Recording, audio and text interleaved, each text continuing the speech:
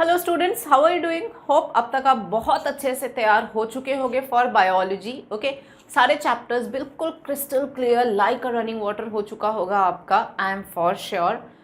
और इसको और थोड़ा बेटर बनाने के लिए आज क्या करते हैं हम, देख सकते हो आप मैं क्या लेके आई हूँ आज। It's term two full course one shot. तो एक काम करते हैं, सारे जो अपने फुल कोर्स 6 ही तो चैप्टर है, कोई बहुत ज़्यादा है नहीं, और आराम से ये चैप्टर्स डील हो सकते हैं क्योंकि हमने पढ़ाया इतना अच्छा और आपने पढ़ा इतना अच्छा है, समझा इतना अच्छा है, और अब तक तो बिल्कुल प्रो हो चुके होंगे।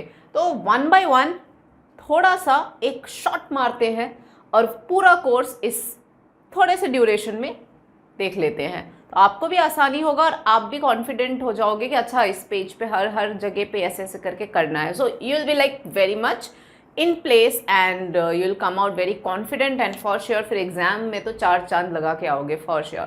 तो देखते हैं बच्चों, तो हम क्या करेंगे, सारे चैप्टर्स को एनसीईआरटी के पेज वाइज देखते जाएंगे कि हर पेज पे अपने को क्या कहाँ किस बात पे कॉन्सेंट्रेट करना है। देखो पढ़ना तो बच्चों सारा कुछ है ही, अपने को छोड़ना कुछ नहीं है। मैं आपको एक ही चीज़ सिखाती हूँ कि एनसीईआरटी जो है वो बाइबल है, राइट? तो पढ़ना सब कुछ है, लेकिन जब हम एज अ वन शॉट अगर हम देखते हैं तो एक बार में पढ़ने के लिए फिर क्या क्या किन बातों का ध्यान रखना है उस पर हम फोकस कर लेंगे अभी, ठीक है बच्चों? तो सबसे पहला चैप्टर हमारा जो आता है आपका, that is human health and diseases, right? तो ह्यूमन हेल्थ एंड डिजीजेस का बिल्कुल पहला पेज आपका ये है ना? और इस पेज में जो चीज़ आपको कॉन्सेंट्रेट करने वाला है, जो इस पे ध्यान देने वाला है, भूलना नहीं है, वो है गुड ह्यूमर हाइपोथीसिस, जो हमने पढ़ा है बहुत अच्छे से कि क्या होता है गुड ह्यूमर हाइपोथीसिस, और कैसे body temperature, persons with black bile जो है वो गर्म होते हैं, इस तरीके की बातें उठना गुड ह्यूमर हाइपोथीसिस का पहले लोगों का मानना।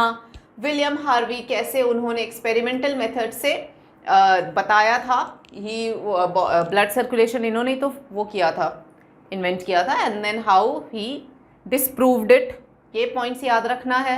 देन बाद में ये 3 तरह की बीमारियों का याद रखना है, that there can be the diseases. Chapter talks about various diseases, है ना? तो यहाँ पर याद क्या रखना है, याद रखना है जेनेटिक डिसऑर्डर्स। 3 तरह के जो अपने डिजीजेज हैं, एक तो जेनेटिक जो बाय डिफॉल्ट आता है फ्रॉम हेरिडिटरी वे में, पेरेंट्स से ऑफस्प्रिंग्स में जो आते हैं। देन इन्फेक्शंस जो फैलते हैं माइक्रोब्स की वजह से, और लाइफस्टाइल डिजीजेस हो गए कि खाने पीने, एक्सरसाइज ना करने, जिस तरीके से आप एक लाइफस्टाइल लीड करते हो उसकी वजह से जो बीमारियां होती हैं। इस पॉइंट पे ये पॉइंट फटाफट देख लिया हमने। नेक्स्ट पेज पे आ जाओ, तो आप आ जाओगे पेज 146 पे। पेज 146 पे हमें क्या याद करना रहेगा? पेज 146 पे हमें देखना रहेगा हेल्थ की डेफिनेशन है बिल्कुल टॉप पैराग्राफ पे। So top paragraph has the definition of health, ठीक है?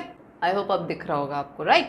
So top paragraph talks about the definition of health की वेलबींग हो गया, हेल्थ को मेंटेन करने का क्या तरीका है, तो बैलेंस डाइट लो, एक्सरसाइजेस करो, अवेयरनेस रखो हर बीमारी का, ये पॉइंट यहाँ पे आपको दिख जाएगा, ठीक है? ये 3 पॉइंट्स यहाँ से नोट करना है। फिर इस पैराग्राफ पे इन्फेक्शियस नॉन इन्फेक्शियस डिजीजेस की बात हो रही है कि 2 तरह की मेन अपनी बीमारियाँ होती हैं, एक वो जो फैलता है, एक वो जो नहीं फैलता है, ठीक है? उसके बाद में chapter talks about non infectious diseases, जिसमें कि कैंसर हो गया, ड्रग एंड अल्कोहल अब्यूज से हेल्थ को क्या असर होता है, ये पॉइंट्स यहाँ पर डिस्कस किए गए हैं। फिर आते हैं इन्फेक्शियस डिजीजेस, यहाँ इस पैराग्राफ से सारा एक्सप्लेन किया गया है, जैसे कि पैथोजेंस के बारे में बताया गया है। Disease causing organisms are known as pathogen, और वो फिर बॉडी में इतना चेंजेस कर देते हैं। यहाँ पर फिर पैथोजेन के बारे में ये बताया गया है कि बॉडी के कौन से हिस्से में पैथोजेन अपनी जगह ढूंढता है। तो यहाँ पर वो एक्सप्लेनेशन दिया हुआ है कि पैथोजेन भी अपने लिए एक सेफ प्लेस ढूंढता है जहाँ बॉडी के एडवर्स कंडीशंस को पैथोजेन सर्वाइव कर सके। तो उसके लिए जो बॉडी का वो एरिया सूटेबल होता है वहीं पर वो अपने आप को हार्बर करता है, फिर सिम्टम्स भी वैसे ही आते हैं। वो बात यहाँ बताई हुई है इस पैराग्राफ में, पेज 146 पे। उसके बाद अब देन वो 1 बाय 1 सारी डिजीजेस को एक्सप्लेन करते हैं, जैसे Salmonella typhi is the disease causing organism for typhoid. फिर टाइफॉइड का ये यहाँ पर सिम्टम्स आ गए हैं। सिम्टम्स बहुत ध्यान से नोट करना, जैसे stomach pain, constipation, headache, loss of appetite, ठीक है, weakness and sustained high fever. Okay, तो ये कुछ सिम्टम्स है जो आपको दे देंगे बुक में, मतलब बोर्ड में हो सकता है सिम्टम्स दे दे, आपको डिजीज़ आइडेंटिफाई करने को बोले, तो ये डिजीजेज आप सिम्टम्स नोट कर लेना, ठीक है। और नेक्स्ट पेज पे जब आप आओगे तो आपको बताया जाएगा कि कैसे Widal test is important for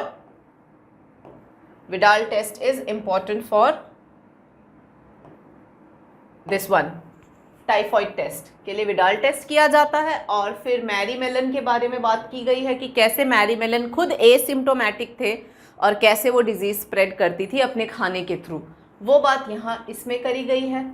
फिर टाइफॉइड एक बैक्टीरिया सैल्मोनेला से कॉज होता है, तो बैक्टीरिया की दूसरी डिजीज़ यहाँ बताई गई है, that is pneumonia and Haemophilus influenza, ठीक है।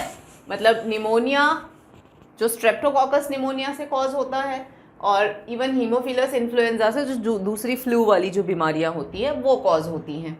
निमोनिया के यहाँ पे प्रॉपर सिम्टम्स दे दिए गए हैं कि एल्वियोली में वो फ्लूइड भरना और एक्सचेंज के लिए जगह कम हो जाना, ये सब एक्सट्रीम केसेस में नेल्स और लिप्स वगैरह का थोड़ा सा ब्लूइश होना, ग्रे ब्लूइश ऐसा करके, ये सब यहाँ पर बताया है। कैसे फैलता है वो बताया है, ड्रॉपलेट या एरोसॉल से फैलता है यहाँ पर, तो ये इसके स्प्रेड यहाँ बता दिया। और ये दूसरी बैक्टीरियल बीमारियों का नाम यहाँ पर मेंशन्ड है, जैसे डिसेंट्री हो गया, प्लेग हो गया, डिप्थीरिया हो गया, जिनका डिटेल मैंने चैप्टर पढ़ाते समय आपको दे दिया है। तो ये अदर बैक्टीरियल डिजीजेस अगर आपसे पूछते हैं आपके बोर्ड एग्जाम में, तो these are the other bacterial diseases apart from the typhoid and pneumonia, ठीक है।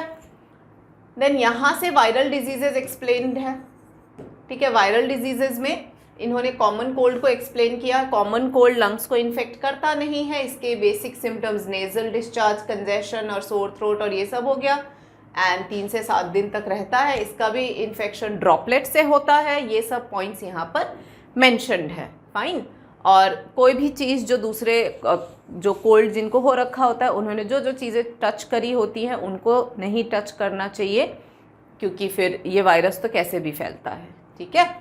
तो ये तो हो गया इस पैराग्राफ का। देन यहाँ ऑनवर्ड्स से बहुत ही ज़्यादा इम्पॉर्टेंट है, एज इन, क्योंकि यहाँ से वो बात करते हैं मलेरिया का। तो मलेरिया का लाइफ साइकिल हमने अपने आप में पढ़ा हुआ है बच्चों, इसके लिए तो ये वाला diagram is more than enough. इस डायग्राम को पढ़ो तो आपको थियरी अपने आप समझ में आ जाएगी। सो इस डायग्राम को अच्छे से करके जाना, ये इस चैप्टर का one of the very important part है, तो इसको तो बिल्कुल आप अवॉइड मत करना, ठीक है। सो यहाँ पर देखो कैसे हम लेते हैं, कहाँ से ले, यहाँ से मॉस्किटो जब किसी सफ़र जो मलेरिया से ग्रस्त है उस इंसान को जब वापस मच्छर काटते हैं, तो उससे जब वो ब्लड मील लेता है तो गैमेटोसाइट्स मेल फीमेल दोनों ये सक कर लेता है। मॉस्किटो गट में ये दोनों गैमेट्स मेल फीमेल फ्यूज़ होते हैं, फिर ये स्पोरोजॉइट्स बनाते हैं जो मॉस्किटो के सलाइवरी ग्लैंड में स्टोर हो जाते हैं। फिर अब ये वाला मॉस्किटो वापस किसी हेल्दी पर्सन को बाइट करेगा, तो ये स्पोरोजॉइट सलाइवरी ग्लैंड से हेल्दी पर्सन में चले जाएंगे। फिर जब वो हेल्दी पर्सन में जाएगा, वो माइग्रेट करेगा पहले लिवर में, लिवर से वो माइग्रेट करेगा आरबीसी में, आरबीसी को रप्चर करेगा, है ना, हीमोजोइन वगैरह रिलीज होगा, वो जो चिल्स वगैरह जो आते हैं वो सब इफेक्ट यहाँ होगा। And at the same time RBC में ये लोग गैमेटोसाइट्स भी बनाते हैं, जो वापस इसको जब फीमेल एनोफिलस काटेगा तो ये गैमेटोसाइट सक कर लेगा, and the cycle is repeated again and again. तो ये एक प्रोटोजोअन डिजीज़ है जो मलेरिया आपको एक्सप्लेन करना है। Apart from malaria, protozoan parasite, ये देखो amoebic dysentery, Entamoeba histolytica, amoebic dysentery cause करता है। इसके सिम्टम्स नोट कर लेना, सिम्टम्स बहुत ध्यान से। कॉन्स्टिपेशन इसमें भी है, एब्डोमिनल पेन इसमें भी है, क्रैम्प्स है, लेकिन इसको अलग करता है stools and excess of mucus and blood clots, तो ये ध्यान देना है आपको, ठीक है। और इसका कैरियर वेक्टर हाउसफ्लाई है, मलेरिया का कैरियर है mosquito, female anopheles, fine. Then comes this page. इस पेज पे आते ही आपको किस बात का ध्यान रखना है? दूसरे ऑर्गेनिज्म जो डिजीज कॉज करते हैं, जैसे कि यहाँ पर एस्केरिस से एस्केरियासिस, उसके ये सिम्टम्स प्लीज नोट कर लेना। अगेन इसके अपने सिम्टम्स हैं, इंटरनल ब्लीडिंग है, मस्कुलर पेन है, फीवर, एनीमिया, ये सब इसके आ गए। देन यहाँ पर आ गया एलिफेंटियासिस एंड फिलेरियासिस, ये वॉर्म्स वाली डिजीजेज हैं, ठीक है। तो यहाँ पर ये वॉर्म्स वाला जो डिजीजेस कॉज होते हैं, जैसे एलिफेंटियासिस को बस एक्सप्लेन किया हुआ है।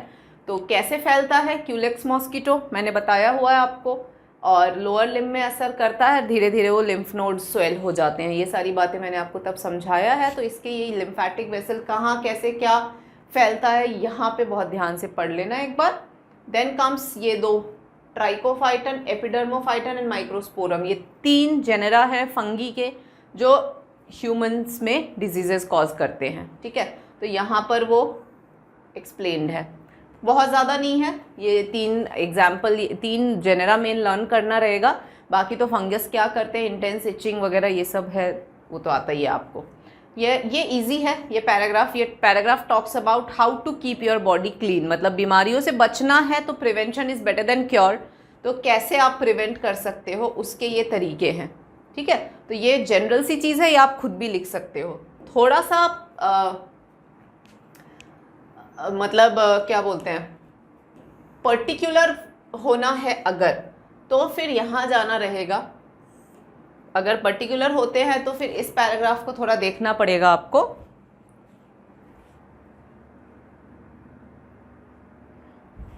इस पैराग्राफ में यहाँ पर जैसे कि गैम्बूसिया है जो मॉस्किटो लार्वे को ख़त्म करता है, तो ये एक यूनिक चीज़ है जो हमें नहीं, जनरल वाले में नहीं आता। बाकी चीज़ें सब जनरल है कि कैसे बचाना है। और यहाँ पे वैक्सीन्स की इम्पोर्टेंस बताई गई कि वैक्सीन्स भी लेते हैं तो चीज़ें कंट्रोल में आते हैं, ऐसे करके। देन इम्यूनिटी, ये सबसे इम्पॉर्टेंट टॉपिक है, इसको छोड़ना मत। और सबसे इम्पॉर्टेंट तो 2 तरह की जो इम्यूनिटी बताई गई है, इन्नेट एंड अक्वायर्ड। तो इन्नेट इम्यूनिटी जो है, ये 5 तरीके आपको जो दे रखे हैं बुक में। फिजिकल जैसे कि स्किन है, physiological acid in stomach, saliva in mouth, cellular में आ जाएगा अपने PMNL, ठीक है। तो ये प्लीज़ लर्न कर लेना आप लोग। और यहाँ पर ये पेज तो वैसे ही बहुत इंपॉर्टेंट हो जाता है, इस पेज को छोड़ना मत आप बिल्कुल भी। 4 तरह के इन्नेट इम्यूनिटी दे रखे हैं बच्चों आपकी बुक में। तो साइटोकाइन बैरियर चौथा है, तो याद रख लेना, फिजियोलॉजिकल, फिजिकल, ठीक है, सेल्यूलर, साइटोकाइन, और किस किस में क्या उसके टाइप्स हैं, प्लीज़ रख लेना।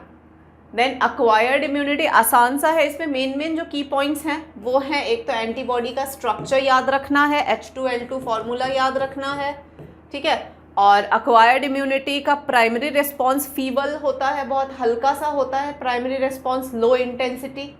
क्यों? क्योंकि पहली बार में एंटीबॉडीज़ बॉडी में होती नहीं है तो बॉडी को कुछ पता नहीं होता है, बाद में फिर पता चलता है अच्छा एंटीबॉडीज जब बन जाते हैं तो नेक्स्ट टाइम जब सेकेंडरी रिस्पॉन्स होता है वो विगरस होता है। उसके लिए इन्होंने वर्ड यूज़ किया है एनामनेस्टिक, तो ये थोड़ा वर्ड ध्यान से रखना। और 2 तरह के लिम्फोसाइट्स होते हैं, बी और टी। बी लिम्फोसाइट जो है वो ह्यूमोरल इम्यूनिटी देता है, T lymphocyte cell mediated immunity देता है। ह्यूमोरल इम्यूनिटी क्यों? क्योंकि फ्लूइड में जाके एक्ट होता है, ह्यूमर का मतलब ही फ्लूइड होता है। टी लिम्फोसाइट सेल मीडिएटेड क्योंकि वो डायरेक्टली सेल्स को किल करते हैं, ओके। और ग्राफ्ट रिजेक्शन जो ऑर्गन ट्रांसप्लांटेशन होते हैं उसमें वो एक्टिवेटेड रहते हैं। एंड देन बी लिम्फोसाइट्स जो होते हैं वो एंटीबॉडीज़ बनाते हैं, एंटी लिम्फोसाइट्स एंटीबॉडी बनवाने में बी को हेल्प करते हैं। ये सब की पॉइंट्स हैं इस पेज के, ठीक है। नेक्स्ट पेज पे आप आते हो तो आपको यहाँ दिख जाएगा एक्टिव एंड पैसिव इम्यूनिटी। ये पेज भी आसान सा पेज है, मतलब यहाँ पर आपको ऊपर तो बताते हैं कि क्यों ग्राफ्ट रिजेक्शन में ब्लड मैचिंग ज़रूरी है, क्योंकि नॉन सेल्फ अगर लिया आपने तो टी सेल्स एक्टिवेट हो जाएंगे, वो उनको किल कर देंगे। Then it talks about active and passive, बहुत आसान है। एक्टिव यानी बॉडी ने इम्यूनिटी खुद डेवलप करी है, बस हमने बाहर से एक ट्रिगरिंग फैक्टर दे दिया है, लेकिन बॉडी ने एंटीबॉडीज़ बनाया खुद है। वेर एज पैसिव में बात होती है तो पैसिव में ये होता है कि बनी बनाई एंटीबॉडी डाली गई है।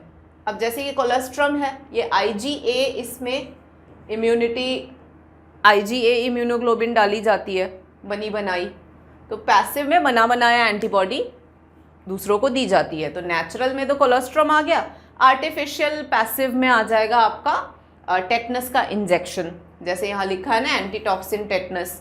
क्यों? स्नेक वेनोम या कोई एक्सीडेंट वैक्सीडेंट हो गया तो प्री फॉर्म्ड एंटीबॉडीज दी जाती है, उसकी बात यहाँ करी गई है।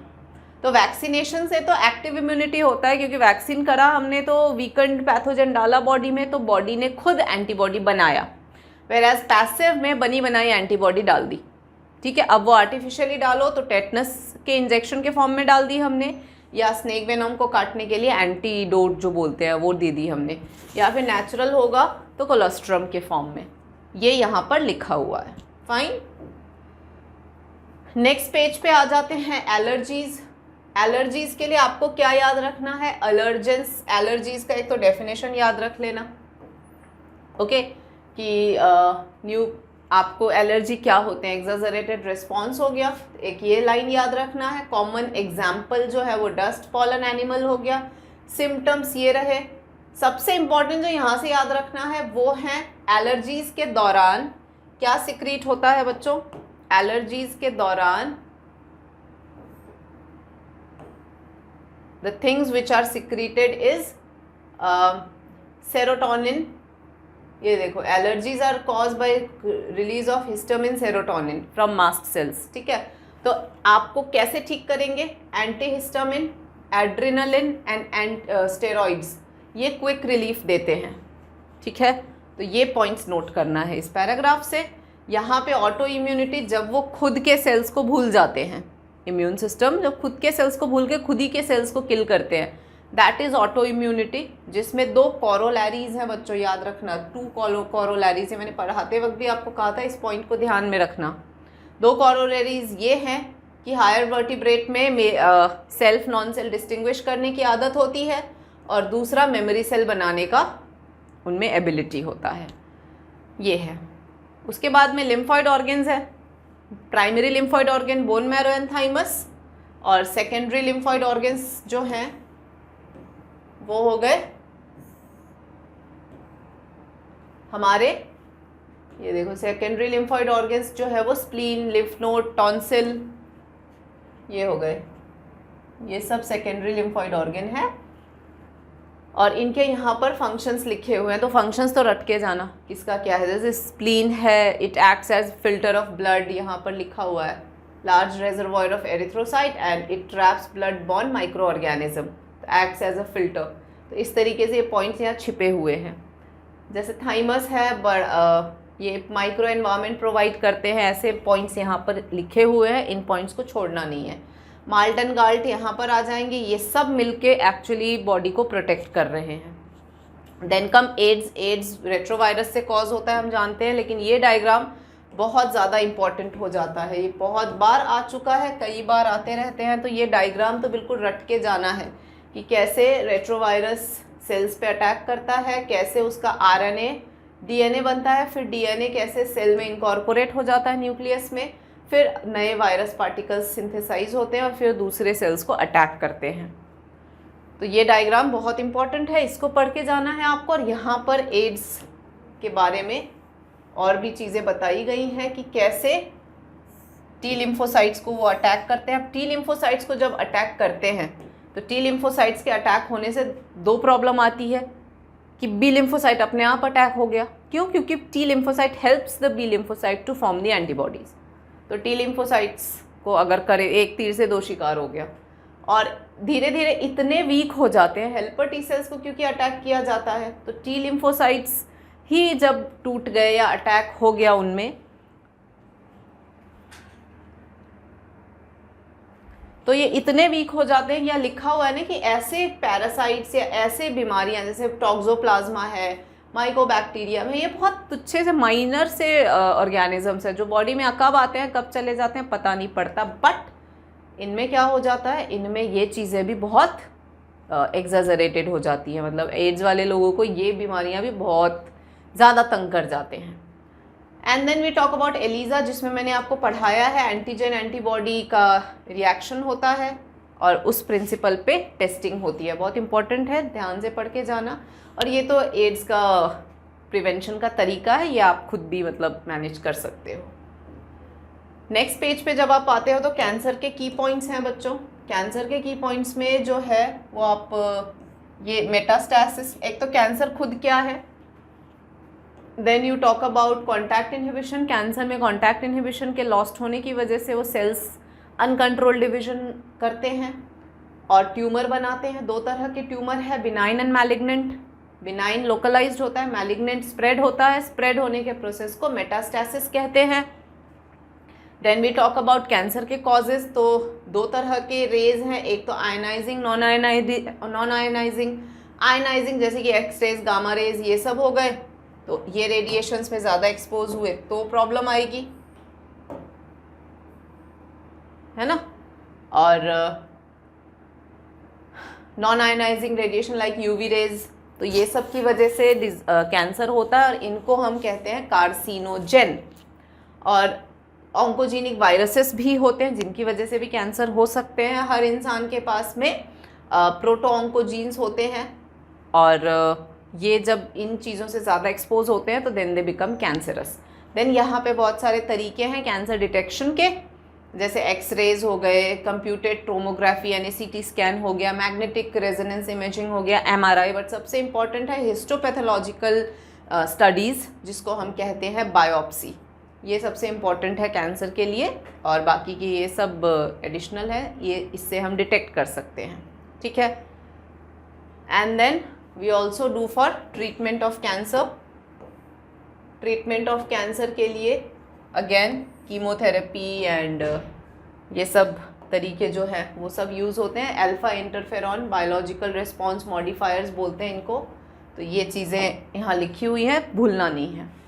ड्रग्स वाले केस में तो ये तो सीधा सीधा रटना है बच्चों, जैसे कि अब ये देखो ये ओपियोइड्स है, ओपियोइड्स का ये स्ट्रक्चर रट लेना, ये diagram even flower opium Poppy plant का आपको दे दे बोले पहचानो ये कौन सा है, इसकी ये डिस्क्रिप्शन यहाँ दी हुई है। तो डिस्क्रिप्शन प्लीज़ ध्यान से देख लेना कि स्मैक बोला जाता है कॉमनली ओपियोइड्स को, बट ये diacetyl morphine and it is obtain from latex of, क्योंकि ये सोर्स पूछेंगे कि प्लांट के भी कौन से हिस्से से ली जाती है।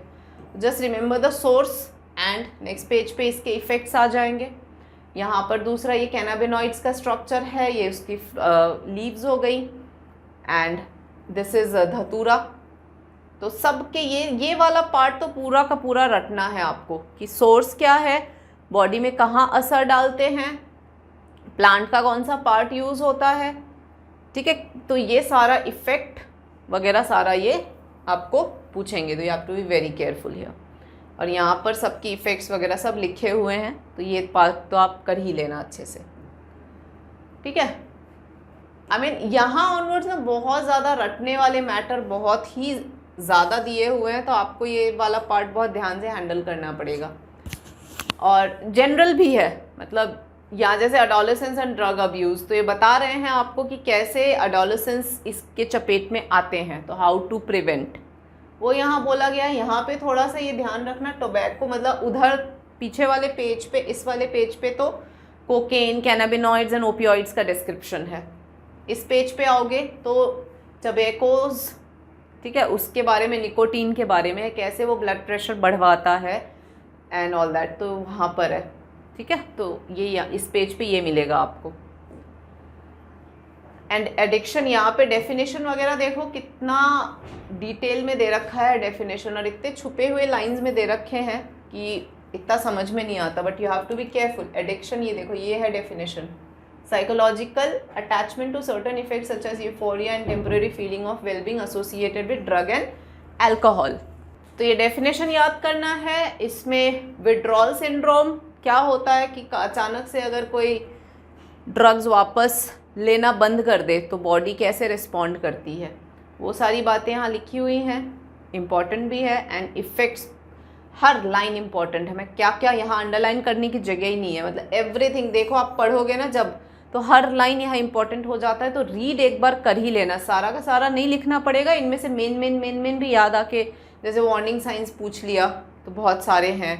एंड यहाँ पे तो वार्निंग साइंस बताए हैं, और लास्ट पेज पे आपको यहाँ पर इफ़ेक्ट्स बहुत ज़्यादा डिटेल में दे रखा है। इंट्रावीनस लेने से क्या क्या प्रॉब्लम्स आती हैं, जैसे सिरिंज शेयर करी तो हेपेटाइटिस और एड्स को इनवाइट कर दिया, है ना। इस तरीके से यहाँ पे लिवर सिरोसिस का होना, यहाँ इस पैराग्राफ में तो बहुत डिटेल में इफेक्ट्स दे रखे हैं, छोड़ना मत इसको।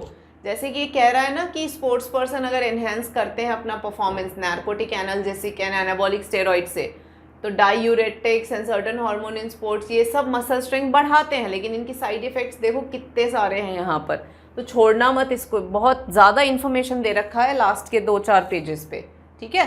प्रिवेंशन एंड कंट्रोल ये आप खुद भी कर सकते हो, इसके मेन ये की पॉइंट्स नोट कर लेना ये वाले, तो की पॉइंट्स से भी आप अपना फर्दर एक्सप्लेनेशन दे सकते हो। लेकिन यहाँ वाला तो फैक्ट्स हैं, तो यहाँ ये फैक्ट्स में आपको प्रॉब्लम आएगा, तो ये पढ़ के जाना।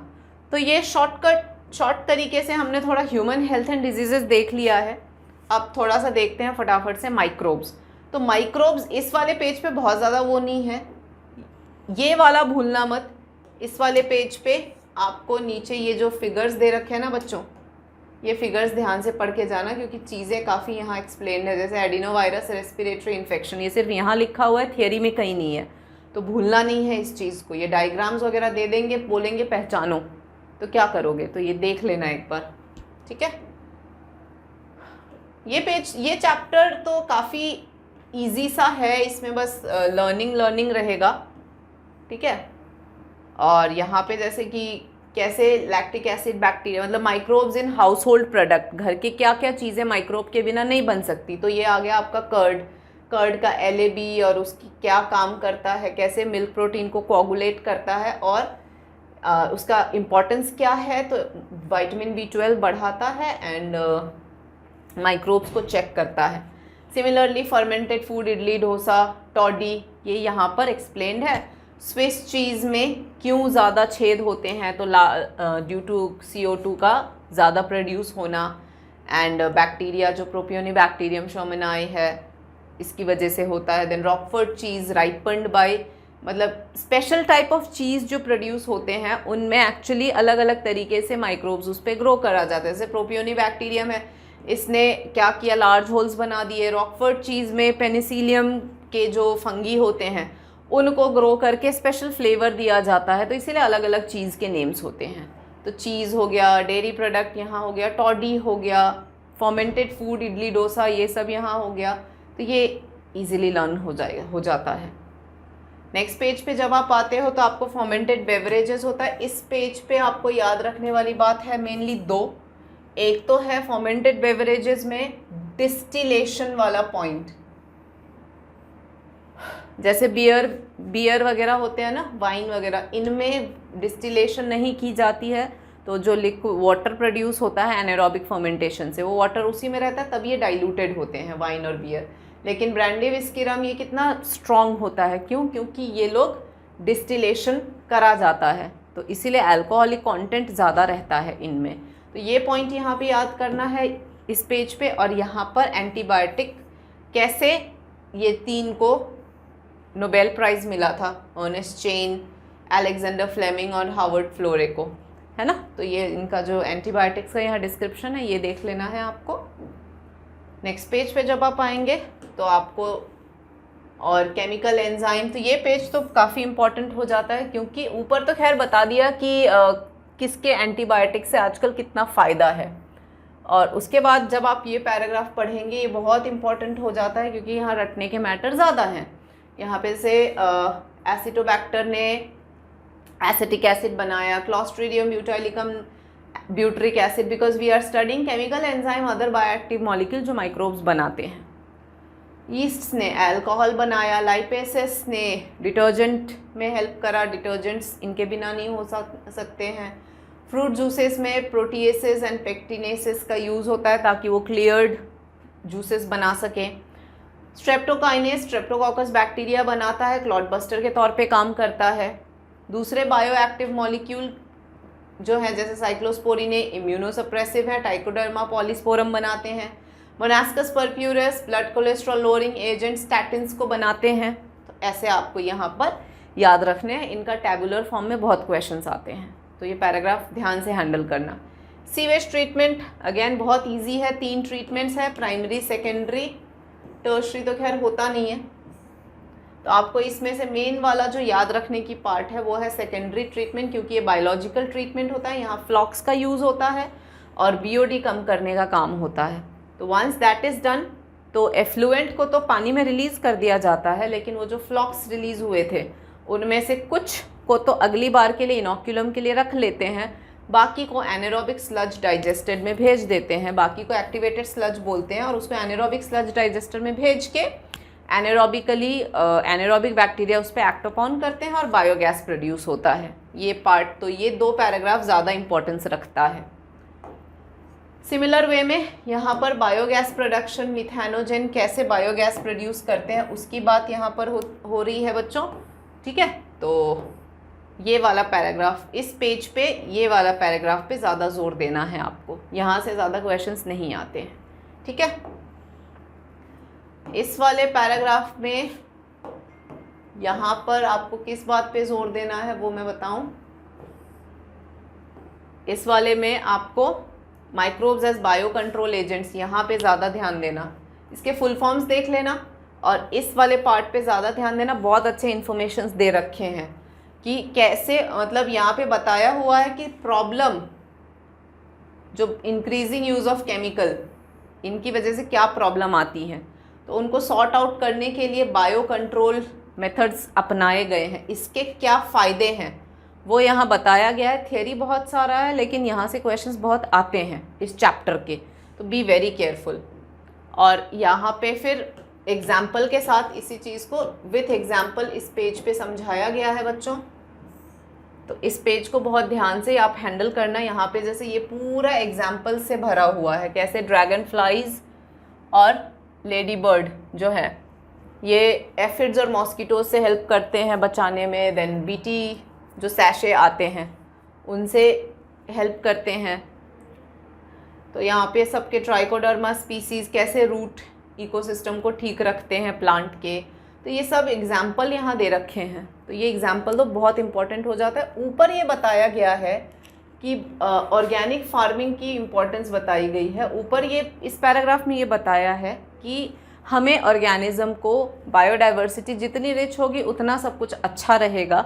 हमें ऑर्गेनिज्म को जड़ से नहीं ख़त्म करना है, हमें ऑर्गेनिज्म को बस इस लेवल तक लेके आना है कि वो नुकसान ज़्यादा ना करे, ठीक है, वो ज़िंदा रहे और मेंटेन रखें चीज़ों को, नुकसान ज़्यादा ना करे, वो बात वहाँ समझाया है। यहाँ आपको एग्जाम्पल से समझा दिया है। ये पैराग्राफ बहुत ज़्यादा इंपॉर्टेंट होता है क्योंकि ये बैक्यूलोवायरसेस और न्यूक्लियोपॉलीहेड्रोवायरसेस की बात करते हैं। न्यूक्लियोपॉलीहेड्रोवायरसेस जो हैं इस जीनस के एक ग्रुप ऑफ वायरसेस है जिसको बैक्यूलोवायरसेस कहते हैं। इसका फ़ायदा ये होता है कि वो नैरो स्पेक्ट्रम होते हैं और इकोलॉजिकली सेंसिटिव एरिया में काम में आते हैं। सबको नहीं मारते, जो इसको मारना है सिर्फ उसी को मारते हैं। तो बहुत इम्पॉर्टेंट माइक्रोब्स हो जाते हैं। And the chapter ends with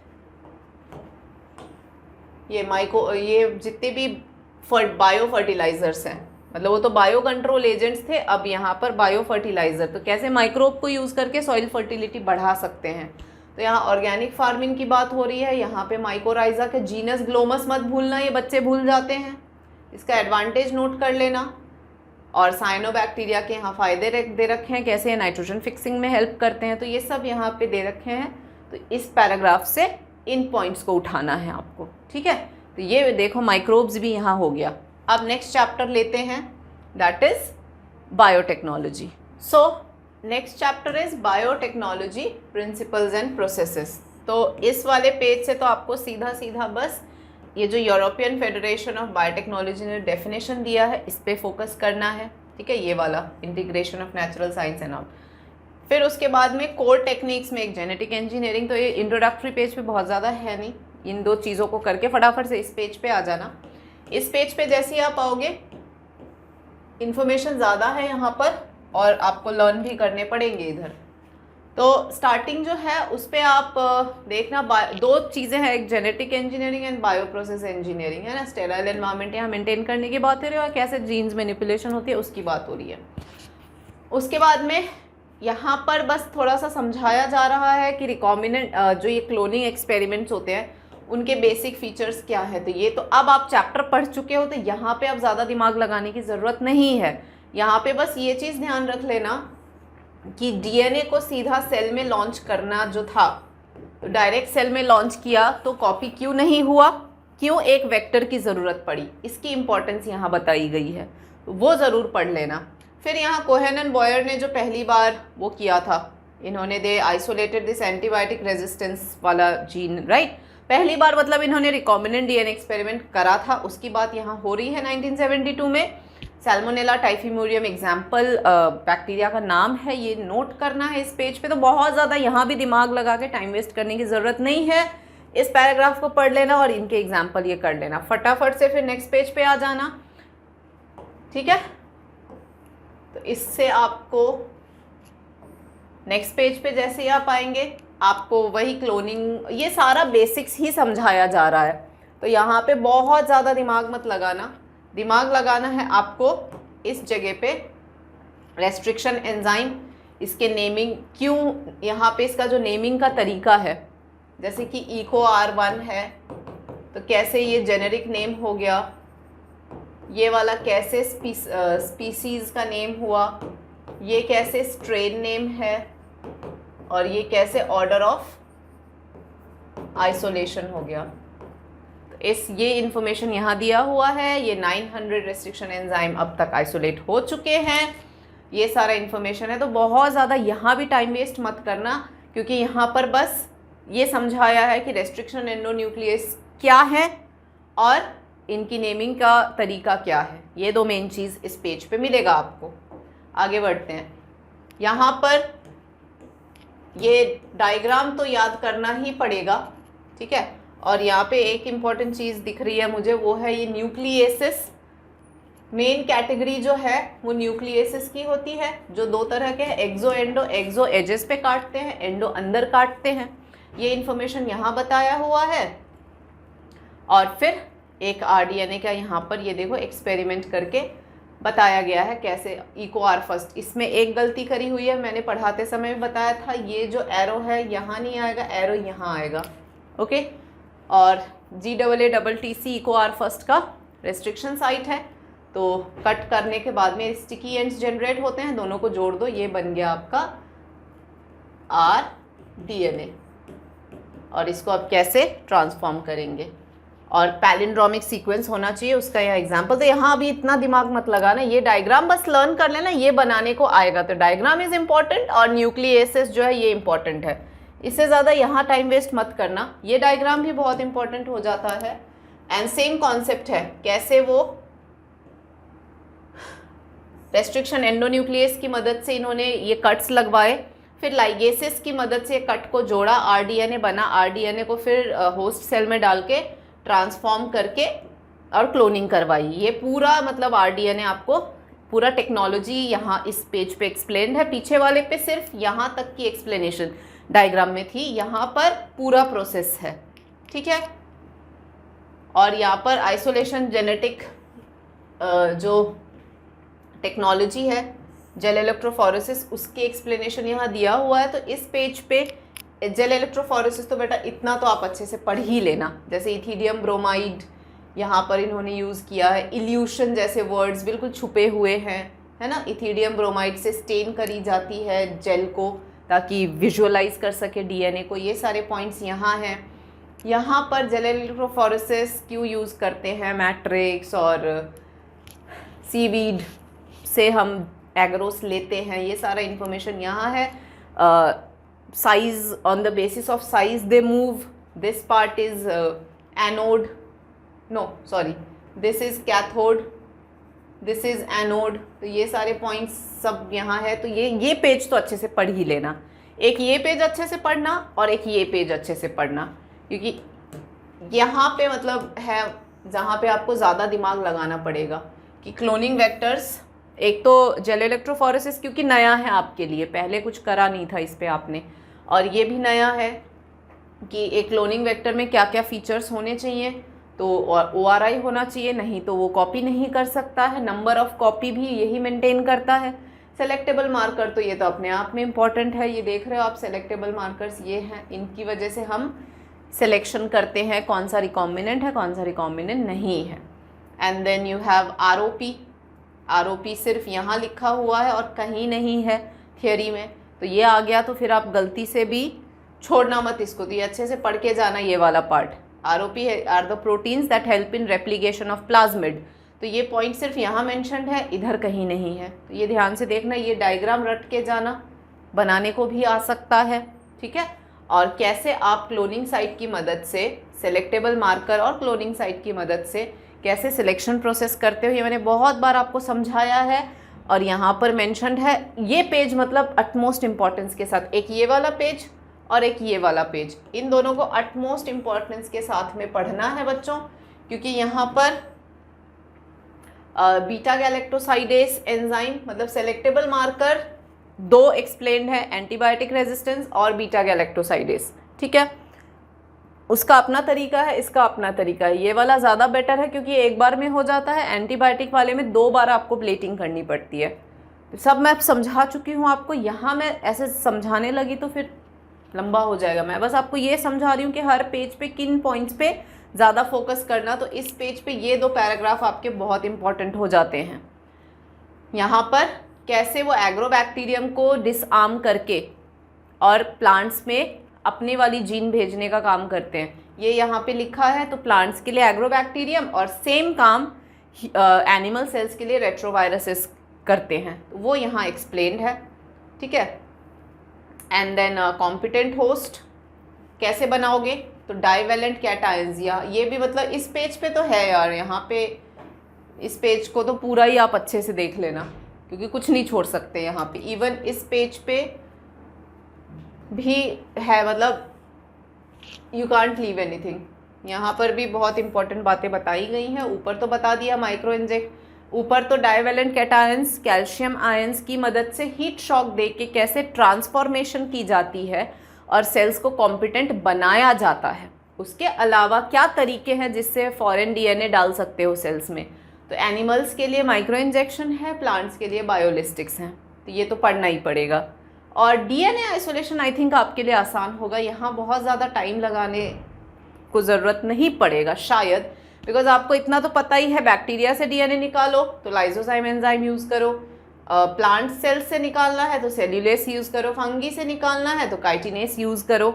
in enzymes की मदद से सेल्स को तोड़ो, अंदर जाओ, बाकी के एंजाइम्स यूज़ करो, RNA के लिए RNases यूज़ करो, प्रोटीन्स के लिए प्रोटीएसेस यूज़ करो और हर मटेरियल को डाइजेस्ट करके फाइनली DNA निकालो। तो ये आई थिंक आपको आता होगा। हाँ, PCR अपने आप में वापस बहुत इंपॉर्टेंट हो जाता है, तो PCR तो अच्छे से रट लेना। ये डायग्राम बहुत इंपॉर्टेंट है, बनाने को भी आ सकता है, तो इस पेज पे तो ये डायग्राम पे फोकस कर लेना, काफ़ी फ़ायदेमंद रहेगा आपके लिए, ठीक है। सो डायग्राम इज़ इम्पॉर्टेंट। एंड उसके बाद में इस पेज पे ये तो रिपीटेशन है, इस पेज पे ज़्यादा दिमाग नहीं लगाने से भी चलेगा। यहाँ पर बस एक PCR में जो इम्पोर्टेंट बात है ना, थर्मस एक्वेटिकस, ये पैराग्राफ मतलब पढ़ लेना, बाकी ये सब चीज़ें रिपीटेड हैं, तो आप स्किप तो नहीं बोलूँगी बच्चों में, that would be a wrong word, but हाँ एक शॉर्ट रीडिंग यहाँ पे मार सकते हो आप, ठीक है। एंड फाइनली आप लास्ट पेज पे, हाँ ये पेज फिर वापस इंपॉर्टेंट हो जाता है, बिकॉज यहाँ पे ये जो 2 बायो रिएक्टर्स हैं इनके डिफरेंस पूछ लेंगे आपसे, और बायो रिएक्टर में वहाँ पे देखो एक्सपोनेंशियल लॉग फेज की किस तरीके से आप माइक्रोब्स को प्रोड्यूस करोगे।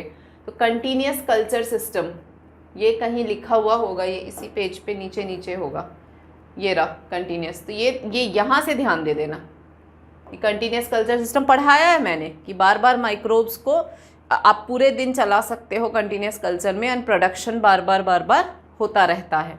और बैच कल्चर करके पढ़ाया है मैंने, जिसमें एक बार मीडियम डाला और एक बार प्रोडक्ट लिया। तो कंटिन्यूस ज़्यादा बेटर है ना, कि हमें कंटिन्यूसली मिलता रहता है, वो चीज़ है। उसमें वो ग्राफ मेंटेन करते हैं, एक स्पीड मेंटेन करते हैं, उसको ग्राफिकली हम एक्सपोनेंशियल लॉग फेज ये सब में डिस्क्राइब कर दिया हमने। दोनों बायो रिएक्टर की डिफरेंस देख ली, क्यों ये वाला क्यों बेटर है, ये सब समझा दिया, and you will be done with the chapter, ठीक है। ये इस चैप्टर का हो गया। और इसी तरीके से लास्ट में आपको डाउनस्ट्रीम प्रोसेसिंग यहाँ समझाया गया है कि सारा प्रोडक्ट जब हमने कर लिया तो प्रोडक्ट लेंगे कैसे, तो the process is called downstream processing. बस फिर आप इस पेज पे आते हो, नेक्स्ट जो एप्लीकेशन है इसी यूनिट का एप्लीकेशंस पेज है। एप्लीकेशंस में आपको इस पेज पे तो ये 3 पॉइंट्स याद रखने हैं कि भाई किन 3 क्रिटिकल एरियाज़ पे काम हो रहा है, कि बेस्ट कैटलिस्ट देना, ऑप्टिमम कंडीशन देना, डाउनस्ट्रीम प्रोसेसिंग करना। उसके बाद में यहाँ पे आपको समझाया जा रहा है कि केमिकल बेस्ड एग्रीकल्चर करना है कि ऑर्गेनिक करना है या जेनेटिक इंजीनियरिंग।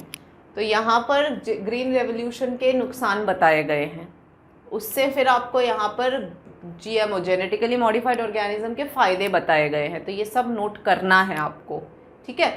और फिर कैसे बीटी को मतलब अब फिर एप्लीकेशन की एग्रीकल्चर में कैसे बायोटेक ने कमाल कराया है, तो यहाँ ये सब इम्पॉर्टेंट है। ये तो आता ही आता है, बहुत बार आता है प्रोटॉक्सिन वाला, वो जो बैसिलस thuringiensis के अंदर प्रोटॉक्सिन होते हैं इनएक्टिव फॉर्म में, वो जो जीन होता है क्राइजीन, फिर वो कैसे जब आप उस पर लेपिडोप्टेरन्स, ये जो ग्रुप ऑफ ऑर्गेनिजम्स है लेपिडोप्टेरन, डिप्टेरा, क्लोलियोप्टेरा, ये जब एक्ट करते हैं तो कैसे इनके गट के एल्कलाइन पीएच की वजह से प्रोटॉक्सिन टॉक्सिन में कन्वर्ट हो जाता है, एक्टिवेट हो जाता है, और कैसे उनके मिडगट एपिथेलियल सेल्स में पोर्स क्रिएट करता है, और पोर्स क्रिएट करके कैसे उनमें swelling and lysis and eventually death. ये पॉइंट्स है इसमें, इम्पॉर्टेंट है बच्चों।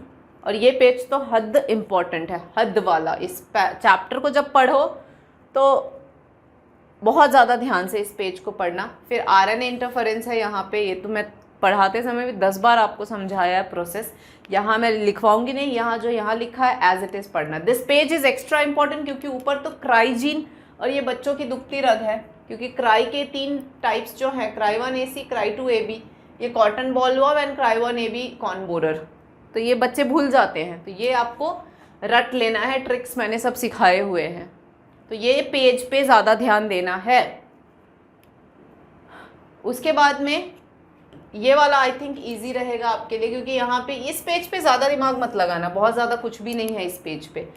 आप सीधा यहाँ आ जाना, और इस पेज पे इंसुलिन प्रोडक्शन, कैसे एली लिली ने कैसे ए चेन और बी चेन को अलग अलग ग्रो करके और आर्टिफिशियली डाइसल्फाइड बॉन्ड क्रिएट किया, तो कैसे वो सक्सेसफुल हुए। ये पेज बहुत इंपॉर्टेंट होता है क्योंकि यहाँ पे इंसुलिन का विथ डायग्राम आपको डिटेल पूछ सकते हैं, तो यहाँ ये पढ़ लेना अच्छे से।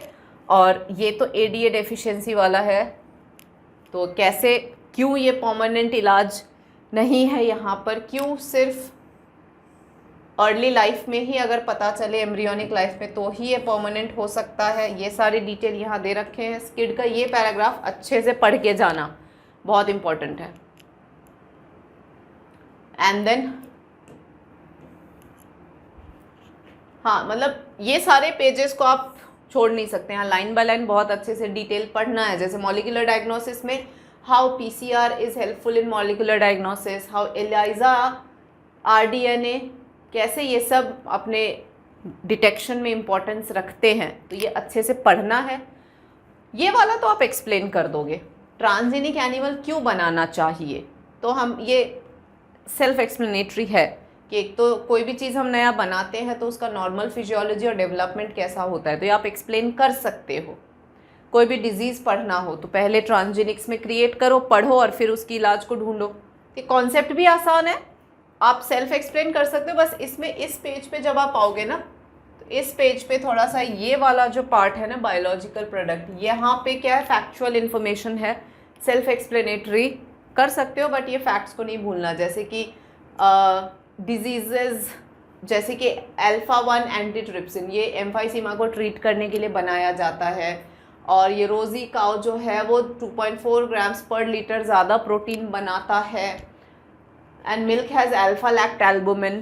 तो ये पॉइंट्स तो आप पढ़ के ही जाओगे तभी समझ आएगा ना, फिर बाकी तो आप एक्सप्लेन कर दोगे। एथिकल इश्यूज़ वगैरह एक रीड मारना है, बहुत ज़्यादा यहाँ दिमाग नहीं लगाना, ठीक है।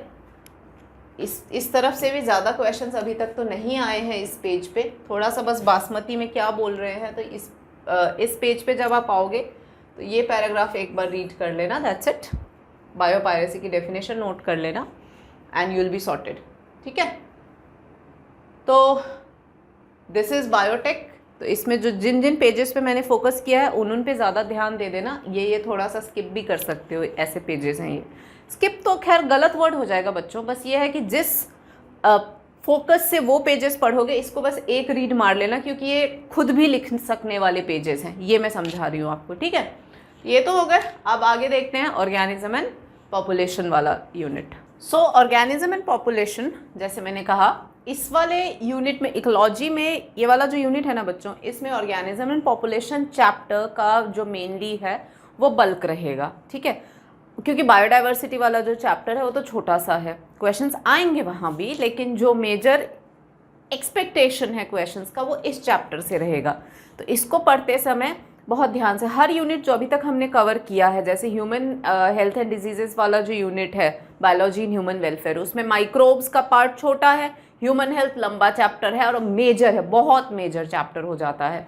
फिर बायोटेक्नोलॉजी वाली यूनिट, दोनों ऑलमोस्ट है, लेकिन जो पहला है ना प्रिंसिपल्स एंड प्रोसेसेस वाला, वो ज़्यादा वेटेज रखता है, ठीक है। उसी तरीके से इस यूनिट में ज़्यादा वेटेज ये रखता है। इसका मतलब ये बिल्कुल नहीं है कि उन चैप्टर्स जो छोटे हैं दूसरे, उनको वो आप नेग्लेक्ट करो, ठीक है। लेकिन ये है स्ट्रैटेजिकली जब हम पढ़ते हैं तो बल्कि चैप्टर्स को बहुत ध्यान से और बहुत अच्छे से लेना होता है, राइट। और जो छोटे चैप्टर्स हैं उन पे भी फोकस करो। तो कुल मिला के करना तो सब कुछ ही है, लेकिन थोड़ा सा स्ट्रैटेजी खुद डेवलप करो। तो जैसे मैंने कहा, इस चैप्टर में हम पढ़ेंगे ऑर्गेनिजम्स और उससे रिलेटेड एनवायरनमेंट, वो कैसे आपस में एक दूसरे के साथ एडजस्ट करके रहते हैं, वो है ये पूरा चैप्टर। और उससे रिलेटेड जो भी टर्मिनोलॉजीज़ हैं वो हम यहाँ पढ़ते हैं। इंट्रोडक्टरी पैराग्राफ में ऐसा कोई भी एग्ज़ाम रिलेटेड पॉइंट यहाँ पर नहीं है बच्चों, ठीक है। यहाँ पर बस एक आपके लिए माहौल बना दिया गया है कि आप इस चैप्टर में क्या पढ़ोगे, जैसे बर्ड क्यों गाते हैं, कैसे गाते हैं, फ्लावर्स क्यों ब्लूम करते हैं, रात वाले रात में क्यों, दिन वाले दिन में क्यों, ये ऐसे क्वेश्चंस हैं। तो ये पेज आप एक रीड बस मार सकते हो ताकि आपकी समझ में आ जाए चैप्टर किस डायरेक्शन में जा रहा है। हाँ, यहाँ ऑनवर्ड्स अब आपको थोड़ा दिमाग लगाना पड़ जाएगा। क्यों? क्योंकि यहाँ से कंटेंट एक्चुअली आ रहा है, ठीक है। तो इस पेज में जब आप पढ़ेंगे तो आपको सबसे पहले यहाँ पर इकोलॉजी का प्रॉपर डेफिनेशन मिल जाएगा कि it's the basically concern with 4 level of biological organisation, ठीक है, जहाँ पर कम्युनिटी, पॉपुलेशन, ऑर्गेनिज्म, बायोम्स, इनकी बात हो रही है। फाइन बच्चों, तो यहाँ पे ये एक तो ये डेफिनेशन याद कर लेना है। Ecology studies the interaction among, ये रहा डेफिनेशन प्रॉपर। यहाँ से यहाँ तक इकोलॉजी की बात हो रही है, तो ये प्रॉपर डेफिनेशन तो ये वाला पार्ट हो गया ऑफ इकोलॉजी। कहाँ क्या किन किन से ये कंसर्न है, तो ऑर्गेनिज्म, पॉपुलेशन, कम्युनिटी, बायोम, और उससे रिलेटेड डिटेल आपको यहाँ दे दिया गया है, ठीक है। तो इकोलॉजी यहाँ पर फिजियोलॉजिकल इकोलॉजी है, जिस फिजियोलॉजिकल यानी बॉडी कैसे एडजस्ट करता है, तो ऑर्गेनिज्म कैसे अडेप्टेड होते हैं अपने एनवायरनमेंट के साथ में, उसकी बात हो रही है। तो यहाँ पर कुछ बायोम्स उन्होंने दे दिए हैं। तो जब आप ये वाला पार्ट करते हो ना बच्चों, तो इसमें आपको क्या करना रहेगा, ये सारे बायोम्स अच्छे से लर्न करके जाना। ये वाले, जैसे ये डेजर्ट है तो इसका एनुअल मीन टेम्परेचर, ये टेम्परेचर है, और ये प्रेसिपिटेशन, बारिश कितनी होती है। तो ये तो टेम्परेचर का रेंज डेजर्ट का हो गया, और ये जो रेंज है ये बारिश का हो गया। तो ये ग्राफ देके आपको पूछ सकते हैं कि क्या रेंज रहता है बारिश का, या क्या रेंज रहता है टेम्परेचर का, पर्टिकुलर जो भी स्पेशल बायोम्स हैं, ठीक है, ये दे सकते हैं। या फिर ये कर सकते हैं कि ये सारे जो बायोम के नेम्स हैं ये वो डिलीट कर दे, आपको बोले कि इनके बायोम्स के नेम्स लिखो, कौन कौन सा है, ये भी कर सकते हैं। तो इसीलिए इसको ग्राफ को ध्यान से देख के जाना। यहाँ पर तो बस ये बता रहे हैं कि इंडिया में मेजर बायोम्स हैं और ऐसे ऐसे हैबिटेट्स हैं जो हम सोच भी नहीं सकते, वहाँ वहाँ ऑर्गेनिज्म रिजाइड करते हैं। That part is explained over here, ठीक है।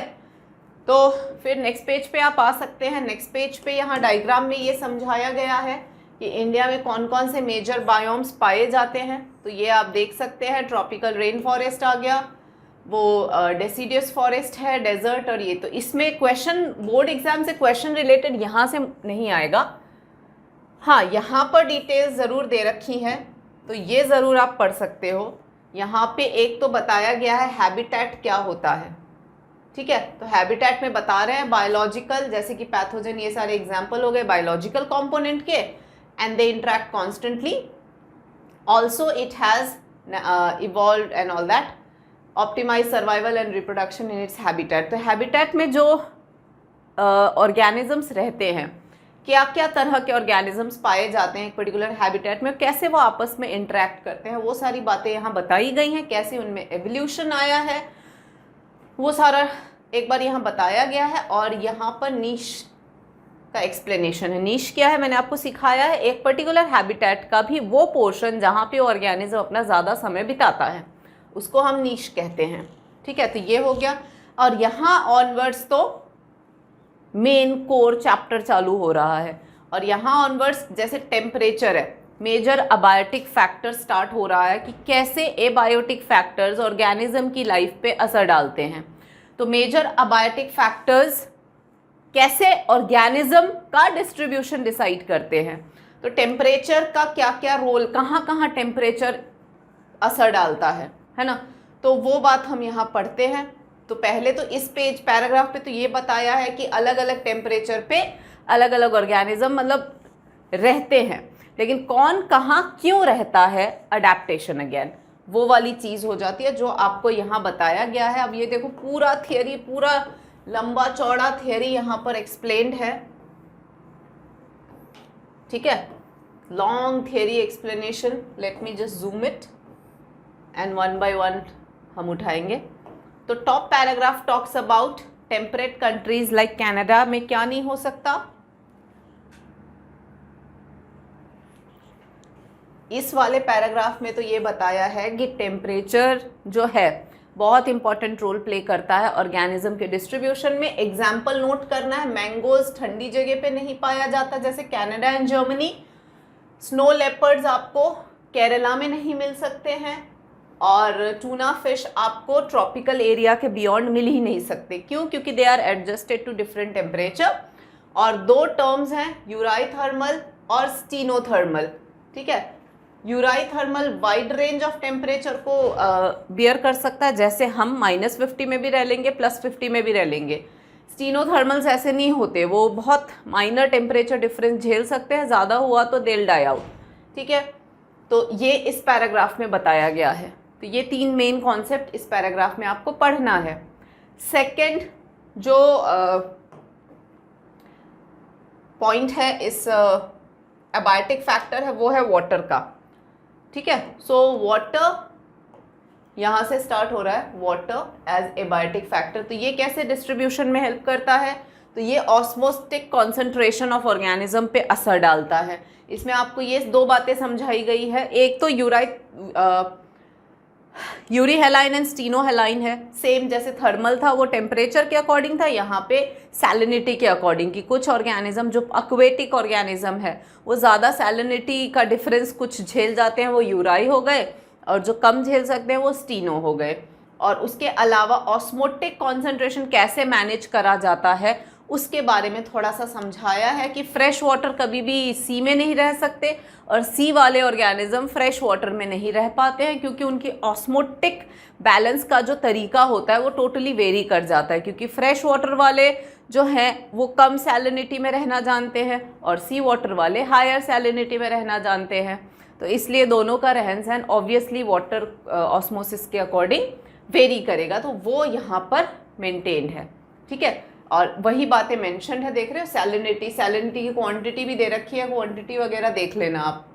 तो यूरीहेलाइन हो गया, स्टीनोहेलाइन, ये सारे पॉइंट्स वो समझा रहे हैं आपको वाटर वाले में। ठीक है, उसी तरीके से बच्चों लाइट का आ गया है। लाइट एज अ फैक्टर कैसे डिसाइड करता है ऑर्गेनिज्म के डिस्ट्रीब्यूशन में। तो लाइट एक तो ऑटोट्रॉफ्स के लिए इम्पॉर्टेंट है, फोटोसिंथेसिस जो करते हैं उनके लिए लाइट बहुत इम्पॉर्टेंट है। फिर प्लांट्स के लिए ही एक फोटो पीरियड नाम की चीज़ होती है कि ड्यूरेशन ऑफ सनलाइट प्लांट के लिए कितनी ज़रूरत होती है। विंटर प्लांट समर में क्यों नहीं ग्रो कर सकते, because they need a particular duration of sunlight, उससे ज़्यादा वो नहीं चाहिए उनको, इसीलिए they grow in winters. And summers वाले प्लांट को they want longer duration of sunlight, that's why they are grown generally, they grow in summers. तो वो बातें बताई गई है कि फ्लावरिंग के लिए सनलाइट की ड्यूरेशन कितनी इंपॉर्टेंट होती है, तो लाइट ऐसे रोल प्ले करता है।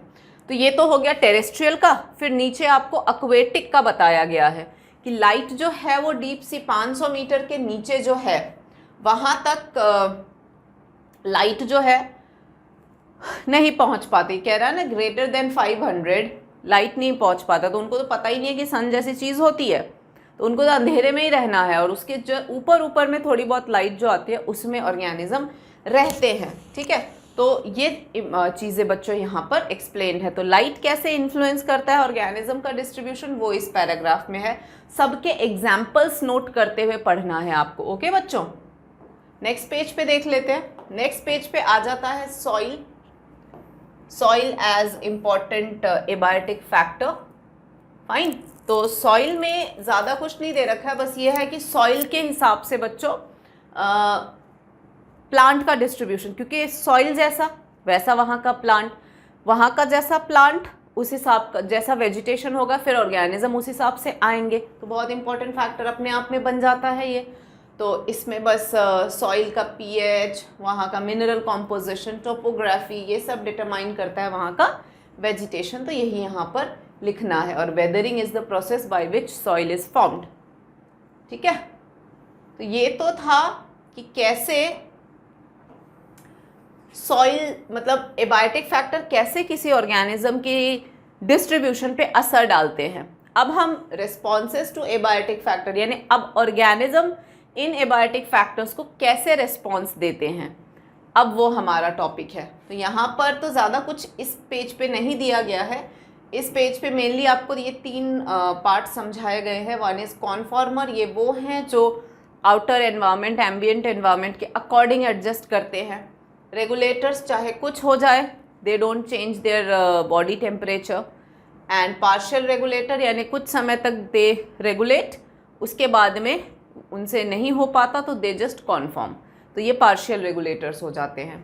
ठीक है, तो यहाँ पर वही बताया गया है। यहाँ होम्योस्टैसिस की वही बात करी गई है कि कैसे रेगुलेटर्स अपना इंटरनल होम्योस्टैसिस मेंटेन कर सकते हैं, इसीलिए दे आर रेगुलेटर्स। और जो नहीं कर सकते वो कॉन्फॉर्मर्स हैं और कुछ पार्शियल रेगुलेटर है। यहाँ कुछ एसी वेसी का एग्जाम्पल दिया गया है इस पैराग्राफ में। इस जगह पे ये कह रहे हैं कि कुछ ऑर्गेनिज्म, यहाँ पे बस ये इससे ये समझाना चाह रहे हैं इस पैराग्राफ से, work place, AC and all that लिखा हुआ है यहाँ पे। तो ये समझाना चाह रहे हैं इस पार्ट से कि कुछ ऑर्गेनिज्म जैसे ह्यूमंस हैं, तो जैसे जो बेगर्स होते हैं, जो पुअर लोग होते हैं, they can not afford AC, तो वो अपने नेचुरल बॉडी जो एडजस्टमेंट करता है होम्योस्टैसिस, उसी के ऊपर जिंदा है ना, वो उसी को के हिसाब से वो रहते हैं। लेकिन जो लोग एसी अफोर्ड कर सकते हैं तो वो तो आराम से एसी में रह के अपनी एफिशिएंसी बढ़ाते हैं, राइट। तो वही चीज़ यहाँ पर है। तो जो जो अफोर्ड कर सकता है उसी हिसाब से वो रहता है। कुल मिला के ये यहाँ इस एग्जाम्पल से समझा रहे हैं और इलैबोरेटेड वे में नेक्स्ट पेज पे इसी बात को बताया गया है। ठीक है, नेक्स्ट पेज पे इस जब आप आते हो 224 पेज पे, तो यहाँ पर वही बातें डिटेल में आपको समझाई गई हैं। दैट इज रेगुलेट वाले में यही बताया गया है कि कैसे ये लोग होम्योस्टैसिस रेगुलेट कर सकते हैं। तो यहाँ पर इसीलिए बर्ड्स एंड मैमल्स, यही 2 लोग हैं जो होम्योस्टैसिस मेंटेन कर सकते हैं। ठीक है, so birds and mammals can maintain the homeostasis, इसीलिए इनका सक्सेस जो है वो इसी रीज़न से है। तो आपको यहाँ से क्वेश्चन ऐसे आ जाए कि बर्ड्स और मैमल्स, इन दो बर्ड्स, मैमल्स, रेप्टाइल्स, इन तीनों ग्रुप्स ऑफ ऑर्गेनिज्म में वो कौन है जिनकी सक्सेस अच्छी हो सकती है, तो आपको बर्ड्स एंड मैमल्स चूज़ करना है। यहाँ वही बताया है कि कैसे humans 37 degree through out maintain करते हैं इस पैराग्राफ में। जब आप इस पैराग्राफ पे आते हो तो यहाँ बताया गया कि कैसे 37 डिग्री मेंटेन करते हैं, समर्स में स्वेटिंग करके और विंटर्स में शिवर करके। एंड स्वेटिंग के बाद में इवेपोरेशन होता है, इवेपोरेशन कॉजेज कूलिंग, इसीलिए ठंडक मिल जाती है। और विंटर्स में शिवर करते हैं तो मसल्स आपस में बीट करते हैं, बीटिंग से फ्रिक्शन जनरेट होता है और फ्रिक्शन से हीट प्रोड्यूस होता है। That's why we shiver in winter and this is how our body tries to balance 37 degree. तो ये तो है रेगुलेट, लेकिन रेगुलेट के जस्ट बाद दूसरा ऑप्शन है कॉन्फॉर्म का, क्योंकि 99% ऑफ द ऑर्गेनिज्म जो है वो बच्चों कॉन्फॉर्मर्स होते हैं, they are not regulators, because regulate करना इज़ टफ जॉब। ये वही कर सकते हैं जो एनर्जी इतनी ला सकते हैं, जिनमें इतनी एनर्जी नहीं है उनमें कॉन्फॉर्म करना ही बेटर ऑप्शन माना जाता है। रेगुलेशन उनके लिए फिर हार्मफुल हो जाएगा। तो कॉन्फॉर्मर्स यहाँ लिखा हुआ भी है कि 99% of animals and nearly all plants they are conformers, वो नहीं मेंटेन कर सकते। चाहे एक्वेटिक एनिमल हो तो ऑस्मोटिक कॉन्सेंट्रेशन के हिसाब से, मतलब उनका जो एम्बियंट ऑस्मोटिक कॉन्सेंट्रेशन है उसके हिसाब से वो अपना ढल जाते हैं, और अगर टेरेस्ट्रियल है तो सराउंडिंग की जो टेम्परेचर है उसके अकॉर्डिंग वो ढल जाते हैं। They don't basically put so much energy in maintaining the temperature. अब जैसे इसके लिए बेस्ट एग्जाम्पल दिया हुआ है श्रीव्स एंड हमिंग बर्ड्स। ये आपको इनमें ये they are conformers, they are not regulators. क्यों? क्योंकि इनका बॉडी छोटा होता है तो हीट लॉस के लिए बहुत जल्दी इनमें हीट लॉस हो जाता है। तो since there volume surface area, heat loss or gain is a function of surface area and they have got large surface area for heat losing. Heat इनमें जल्दी लूज हो जाता है, तो बेचारा जितना का बनाएगा नहीं एनर्जी उतना का उतनी जल्दी वो लूज कर देता है। तो क्या फ़ायदा हुआ फिर एनर्जी, बार बार एनर्जी बनाने में उसकी पूरी ज़िंदगी ख़त्म हो रही है। समझ रहे हो? तो इससे तो बेटर है ना कि जैसा सराउंडिंग वैसे ढल जाओ, कितनी एनर्जी निकालेंगे हम। तो श्रीव्स हमिंग बर्ड जो छोटे ऑर्गेनिज्म है वो कॉन्फॉर्म करना बेहतर मानते हैं देन टू रेगुलेट। ठीक है, ये यहाँ पर एक्सप्लेन किया गया है, तो आप भी वैसे ही ध्यान रखना। तो और small organisms are rarely found in polar region, ये लाइन ध्यान रख लेना यहाँ से यहाँ तक। ठीक है, और तो या तो ऑर्गेनिज्म रेगुलेट करते हैं या कॉन्फॉर्म करते हैं, और अगर ये दो नहीं करते हैं तो नेक्स्ट ऑप्शन क्या आ जाता है?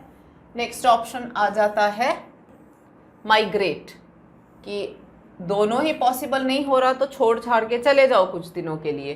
तो उसी तरीके से भरतपुर वाइल्ड लाइफ सेंचुरी में जो अपने साइबेरियन क्रेन्स आ जाते हैं, तो they leave Siberia, they come to Bharatpur, they spend their winters in Bharatpur, फिर उसके बाद जैसे ही विंटर का स्ट्रेसफुल कंडीशन निकल जाता है फिर वो वापस साइबेरिया चले जाते हैं। तो migration is a better option. अब कुछ ऑर्गेनिज्म ना रेगुलेट कर सकते हैं, ना कॉन्फॉर्म कर सकते हैं, ना माइग्रेट कर सकते हैं, फिर वो क्या करते हैं? अपनी एक्टिविटी सस्पेंड कर लेते हैं। इसमें आपको एग्जाम्पल दिया गया है aestivation, summer sleep, hibernation, winter sleep, और डायापॉज। जो एक्वेटिक जू प्लैंक्टन्स वगैरह होते हैं वो अपनी एक्टिविटीज़ पूरा सस्पेंड करते हैं, उसको डायापॉज कहते हैं। तो यहाँ पर ये एग्जाम्पल्स बहुत इंपॉर्टेंट है, हर जगह एग्जाम्पल दे रखा है। ठीक है, अब थोड़ा सा आप इस जगह पे आओ, पेज 225 के, तो इस पे आपको ये अडेप्टेशन वाला पार्ट दिखेगा। तो अडेप्टेशन का प्रॉपर यहाँ डेफिनेशन दे रखा है, सो डोंट मिस इट। ठीक है, सो अडेप्टेशन का ये रहा definition, that adaptation is any attribute of organism, चाहे वो मॉर्फोलॉजिकल, फिजियोलॉजिकल, बिहेवियरल, जिस भी तरीके से अडेप्ट कर रहा हो, it enable organism to survive and reproduce in its habitat.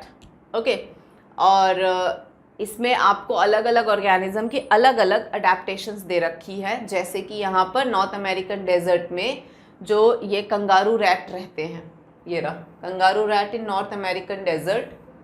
तो ये कैसे रहते हैं? तो ये फैट ऑक्सीडेशन से अपना वाटर रिक्वायरमेंट एक तो पूरा करते हैं, और कॉन्सेंट्रेटेड यूरिन प्रोड्यूस करते हैं, पानी बिल्कुल रिलीज़ नहीं करते, इसलिए बिना पानी के आराम से रह जाते हैं। ठीक है, तो this is how they manage there water requirement, और आराम से नॉर्थ अमेरिकन डेजर्ट्स में रहते हैं। देन ये डेजर्ट्स में आ गए ये दूसरा ज़ीरोफिटिक प्लांट्स। ठीक है, ज़ीरोफिटिक प्लांट्स कैसे रहते हैं? Sunken stomata, thick cuticle, leaves modified into spines, ये सारे इनके प्रोसेस होते हैं। और कैम्प पाथवे मैंने आपको पढ़ाया है कि दिन में स्टोमेटा बंद रखते हैं, रात को ओपन करते हैं, सारा CO2 रात को ही ले लेते हैं, और फिर अगले दिन स्टोमेटा पूरा बंद, रात के लिए हुए CO2 से फोटोसिंथेसिस करते हैं। तो ये सारे इनके तरीके हैं, मॉर्फोलॉजी प्लस फिजियोलॉजी दोनों हो गया यहाँ पर। तो इस तरीके से दे अडेप्ट। इसी तरीके से आगे के पेज में आपको और अडेप्टेशंस यहाँ समझाया गया है। ठीक है, कौन कैसे अडेप्ट करता है। सो यू कैन सी इसमें अडेप्टेशन में एलेंस रूल बताया गया है कि जब भी हम जाते हैं कोल्डर एरियाज़ में तो वहाँ पे जो पोलर बेयर्स वगैरह होते हैं उनकी ईयर्स वगैरह सब शॉर्ट होती हैं, ठीक है। So Allen's rule talks about shorter ear and limb जो पोलर एरिया में ऑर्गेनिज्म रहते हैं, क्योंकि इन जगहों से हीट लॉस जल्दी होता है, इसीलिए ऐसी जगह होती छोटी हैं तो हीट लॉस कम से कम होता है। तो एक ये अडेप्टेशन यहाँ मिल जाता है आपको। सील्स वगैरह में थिक फैट ब्लबर का होना यहाँ पे लिखा हुआ है, तो ये इस पैराग्राफ में ये है। नेक्स्ट पैराग्राफ में थोड़ा सा फिजियोलॉजिकल अडेप्टेशन बताया है कि हायर ऑल्टीट्यूड में कैसे हमारी बॉडी, पहले ऑल्टीट्यूड सिकनेस फील होता है, ब्रेथलेसनेस फील होता है, लेकिन थोड़ी देर बाद अपने आप सब चीज़ें सेटल हो जाती हैं। तो क्या करता है, तो ब्रीदिंग रेट यहाँ पे बताया है कि आरबीसी प्रोडक्शन बढ़ा दी, बाइंडिंग एफिनिटी ऑफ हीमोग्लोबिन उसको कम कर दिया, ब्रीदिंग रेट बढ़ा दिया। इन सब तरीक़ों से फिर बॉडी धीरे धीरे एडजस्ट कर लेता है हायर ऑल्टीट्यूड पे। तो this is how physiological adaptation works, ठीक है।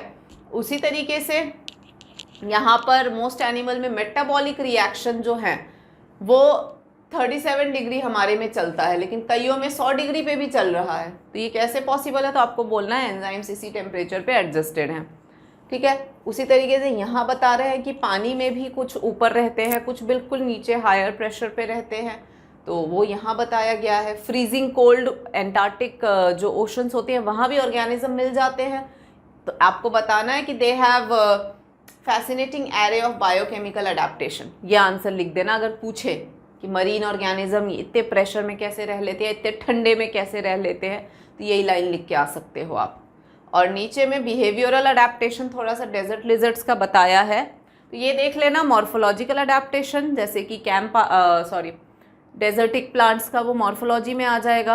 अंदर मेटाबॉलिक एडजस्टमेंट्स हैं जैसे कि ये, तो ये फिजियोलॉजी में आ जाएगा, ठीक है। अब ये बिहेवियरल में आ गया कि धूप, ठंड लग रही है तो धूप में चले गए, गर्मी लग रही है तो शेड में आ गए, तो ये डेजर्ट लिजर्ट्स का यहाँ दिया हुआ है, ओके। तो इस तरीके से अडेप्टेशन को पढ़ लेना। आफ्टर दैट पॉपुलेशन एट्रीब्यूट, मतलब जब हम पॉपुलेशन जब पढ़ते हैं तो किन बातों का ध्यान रखना है पॉपुलेशन पढ़ते समय। सो पॉपुलेशन, पहले बात तो यहाँ डेफिनेशन दे रखा है, इसीलिए आप एनसीईआरटी के लाइंस अवॉइड मत करना, ठीक है। यहाँ दिया हुआ है पॉपुलेशन क्या होते हैं कि single in any species, majority they live in group है well defined and share complete similar resources, interbreed and thus constitute a population. तो प्रॉपर पॉपुलेशन की डेफिनेशन दे रखी है यहाँ पे, डोंट मिस द एनसीईआरटी का लाइंस, ओके। देन कम्स यहाँ पर फिर ज़्यादा, यहाँ पे मैंने एक बार भी ये नहीं बोला कि इस पेज पे कोई दिक्कत नहीं है, यहाँ आप थोड़ा बहुत एक रीडिंग मार के निकल सकते हो, क्योंकि हर पेज पे इंफॉर्मेशन है और बहुत डेडली इंफॉर्मेशंस हैं, तो कहीं नहीं कुछ छोड़ सकते हो, ठीक है। तो यहाँ पर आपको क्या पढ़ना है, यहाँ पर देखो टॉप पैराग्राफ में तो ये समझाया है कि पॉपुलेशन कुछ भी हो सकता है, ठीक है। चाहे वो वेटलैंड्स में जो बर्ड्स होते हैं या रैट्स हैं या टीकवुड, कुछ भी, population can be of any individual का ग्रुप, ठीक है। तो जब हम पॉपुलेशन इकोलॉजी क्या है, इंपॉर्टेंट एरिया, बिकॉज ये इकोलॉजी और जेनेटिक्स दोनों को लिंक करते हैं, तो इस पैराग्राफ में ये पॉइंट इंपॉर्टेंट है। Next paragraph talks about 3 main things. एक तो यहाँ पर बर्थ एंड डेथ रेट, कि एक इंडिविजुअल बर्थ और डेथ होता है, बट पॉपुलेशन में बर्थ और डेथ रेट होती है, उसके निकालने का यहाँ तरीका भी बता रखा है, तो ये कैलकुलेशन आ सकता है, ठीक है। और फिर दूसरा एट्रीब्यूट है सेक्स रेशियो, कि एक ऑर्गेनिज्म जो है वो मेल या फीमेल हो सकता है, लेकिन पूरे पॉपुलेशन में अगर हम बात करें तो फिर उसकी सेक्स रेशियो पढ़ी जाती है, कितने मेल्स कितने फीमेल्स, है ना, नंबर ऑफ मेल्स पर 1000, नंबर ऑफ फीमेल पर 1000 मेल। और फिर थर्ड एट्रीब्यूट आ जाता है एज पिरामिड, कि एक पॉपुलेशन में हम इंडिविजुअल की तो एक एज होती है, बट पॉपुलेशन में फिर हम अलग अलग एज ग्रुप्स होती है, जैसे कि प्री रिप्रोडक्टिव, अभी रिप्रोडक्शन नहीं कर पा रहे, अब आएंगे रिप्रोडक्शन में। रिप्रोडक्टिव यानी जो प्रॉपर रिप्रोडक्टिव फेज में है, एंड पोस्ट रिप्रोडक्टिव यानी ओल्ड। तो इसमें देखो सिंस प्री रिप्रोडक्टिव बहुत ज़्यादा है, यानी ये पॉपुलेशन आगे जाके बढ़ेगा, बिकॉज ये रिप्रोडक्शन में आए तो पॉपुलेशन इंक्रीज होगा। स्टेबल इसलिए बिकॉज प्री रिप्रोडक्टिव वाले भी इतने ही हैं, रिप्रोडक्शन वाले भी ठीक हैं, तो आगे भी मतलब इसी रेट से इंक्रीज होगा। डिक्लाइनिंग में देखो प्री रिप्रोडक्टिव कम है, तो जब ये लोग खत्म हो जाएंगे तो प्री रिप्रोडक्टिव वाले कम है, तो पॉपुलेशन आगे बढ़ने के चांस कम है ना, that's why it is declining. तो इस तरीके से हम एज पिरामिड से एक पॉपुलेशन का डेटा ले सकते हैं। मतलब यहाँ लिखा हुआ भी है कि the size of the population, ये छोड़ना मत, ये नीचे नीचे वाले लाइंस और ट्रिकी होते हैं। Size of the population tell us about status, कि क्या चल क्या रहा है, आगे फ्यूचर में एक्सपांड करेंगे या धीरे धीरे खत्म होएंगे, वो हमें डिटेल बताते हैं। ठीक है, इस पेज पे जब आप आएंगे तब आप यहाँ पर पढ़ेंगे क्या तब आप यहाँ पे पढ़ेंगे पॉपुलेशन डेंसिटी, यानी कि एक हैबिटेट में कौन सा पॉपुलेशन कितना है, तो उसकी डेंसिटी हम मेजर करते हैं। तो उसके मेजर करने के तरीके बस यहाँ अलग अलग बता रखे हैं। जैसे कि बैनियन ट्री, अब ये इतना ह्यूज है कि इसका बायोमास कंट्रीब्यूशन बहुत ज़्यादा हो जाता है, तो इसको हम नंबर के हिसाब से काउंट करेंगे तो थोड़ा इनजस्टिस होगा। तो बैनियन के लिए हम परसेंट कवर ले लें, ये ज़्यादा मीनिंगफुल काउंट होगा। तो आपको बस मीनिंगफुल काउंट पे ध्यान देना है कि अगर बैनियन ट्री हुआ तो परसेंट कवर हम लेंगे। टाइगर को काउंट करने जाओगे तो जितने लोग काउंट करने गए उनको काउंट करने पड़ जाएंगे फिर, राइट। तो टाइगर को हम ऐसे 1 2 3 4 नहीं कर सकते, तो उनका भी क्या फीकल पैलेट्स पग मार्क्स से टाइगर की या लायंस की काउंटिंग होती है। ठीक है, और उसके अलावा फिशेज, पॉन्ड में फिशेज को आप 1 2 3 4 करके नहीं काउंट कर सकते, तो उसकी भी रिलेटिव डेंसिटी ली जाती है कि अप्रॉक्स इतना होगा, है ना, पर ट्रैप के हिसाब से, फिश कॉट पर ट्रैप के हिसाब से एक एवरेज लेके निकाल सकते हैं। तो ये अलग अलग तरीके हैं। बैक्टीरिया को काउंट करना है तो नंबर ऑफ कॉलोनीज काउंट करें, क्योंकि वहाँ भी 1 2 3 4 5 काम नहीं करेगा। तो इस तरीके से अलग अलग ऑर्गेनिजम्स का best method of population density measure करने का सबका अपना अपना तरीका है, तो ये आप नोट कर लो। ओके, आते हैं कभी कभार ये एग्जाम्पल दे देंगे, बोलेंगे आप इनको काउंट करना है तो कैसे काउंट करोगे, ये आपसे पूछ लेंगे, सो ये ध्यान से पढ़ना। Now comes the population growth, की डेंसिटी तो ठीक है जो भी आपने मेजर किया, लेकिन पॉपुलेशन ग्रोथ किन किन चीज़ों से असर आता है, तो ये थोड़ा आसान सा है। इसमें देखो नेटैलिटी है, यानी बर्थ ड्यूरिंग एक गिवन पीरियड में बर्थ कितना हुआ तो ऑब्वियसली पॉपुलेशन बढ़ेगा। मॉर्टेलिटी यानी गिवन पीरियड में कितने डेथ्स हुए। इमिग्रेशन यानी बाहर से कितने आए। एमिग्रेशन एक हैबिटेट से कितने ऑर्गेनिजम्स गए, उसका यहाँ पर इस पेज पे ये बहुत अच्छा फ्लो चार्ट से भी समझा रखा है। आपको हो सकता है ये फ्लो चार्ट दे दें और आपको बोले वही फिल करो, इसको ये खाली करके दे देंगे, आपको बोलेंगे फिल करो एप्रोप्रिएट वर्ड के साथ में, तो you have to be careful. ये क्या है, ये फॉर्मूला, इसको अच्छे से पढ़ के चले जाना, ठीक है। And then we come to the growth models, ये तो बहुत इंपॉर्टेंट है। 2 तरह के ग्रोथ मॉडल्स आपको यहाँ दिए गए हैं आपकी बुक में, one is exponential and other one is logistic. तो एक्सपोनेंशियल तब होता, बस ये ध्यान रखना दोनों ग्रोथ किस कंडीशन में होते हैं। जैसे एक्सपोनेंशियल के लिए तब होता है जब ये देन पॉपुलेशन, यहाँ पर लिखा हुआ है कि रिसोर्सेस, ये देखो when resources in the habitat are unlimited, ये इस कंडीशन में होता है। तो ये कॉन्सेप्ट ध्यान रखना है। और उसका फिर यहाँ पर ये फॉर्मूला वगैरह ये तो आप प्रैक्टिस करके ही जाना, क्योंकि यहाँ से 5 मार्क्स के क्वेश्चंस भी बैठ सकते हैं, ठीक है। आप लोगों को फॉर्मूला ये कुछ भी दे सकते हैं, बोलेंगे भाई दोनों ग्रोथ मॉडल एक्सप्लेन करो डिटेल में, तो ये सारा रामायण लिखना पड़ जाएगा। या तो ये ग्राफ दे दे, ये सब डिलीट कर दें, ये जो इसके फॉर्मूलाज हैं ये डिलीट कर दे, आपको बोले पहचानो और इनके फॉर्मूलाज लिखो, ये भी कर सकते, कुछ भी कर सकते, बस ये है कि ये बहुत इंपॉर्टेंट है।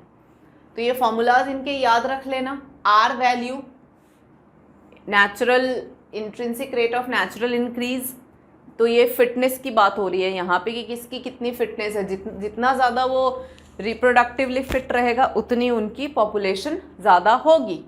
कुल मिला के बस ये समझ लेना है आपको कि अगर रिसोर्सेज अनलिमिटेड रहा और उन पे कोई चेक नहीं रहा, जैसे ये बात यहाँ लिखा हुआ है कि Darwin showed how even slow growing animal like elephant could reach enormous number in the absence of checks.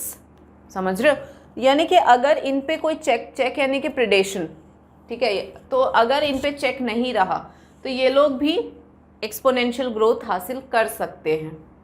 ये पॉइंट याद रखना है। ये जो वैल्यूज़ हैं ये सारा प्लीज़ अच्छे से लर्न करके चले जाना, क्योंकि ये देंगे, यही मेनली देंगे कि फॉर्मूला लिखो, उनके जितनी भी इनका मतलब है वो सारा लिखो।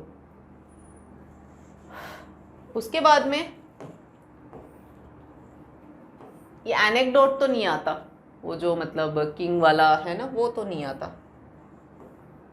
उसके बाद में लॉजिस्टिक ग्रोथ है, ये फॉर्मूला है कैरिंग कैपेसिटी dn/dt, जिसमें n पॉपुलेशन डेंसिटी हो गया, d पर्टिकुलर टाइम हो गया, r intrinsic rate of natural increase, k is the carrying capacity.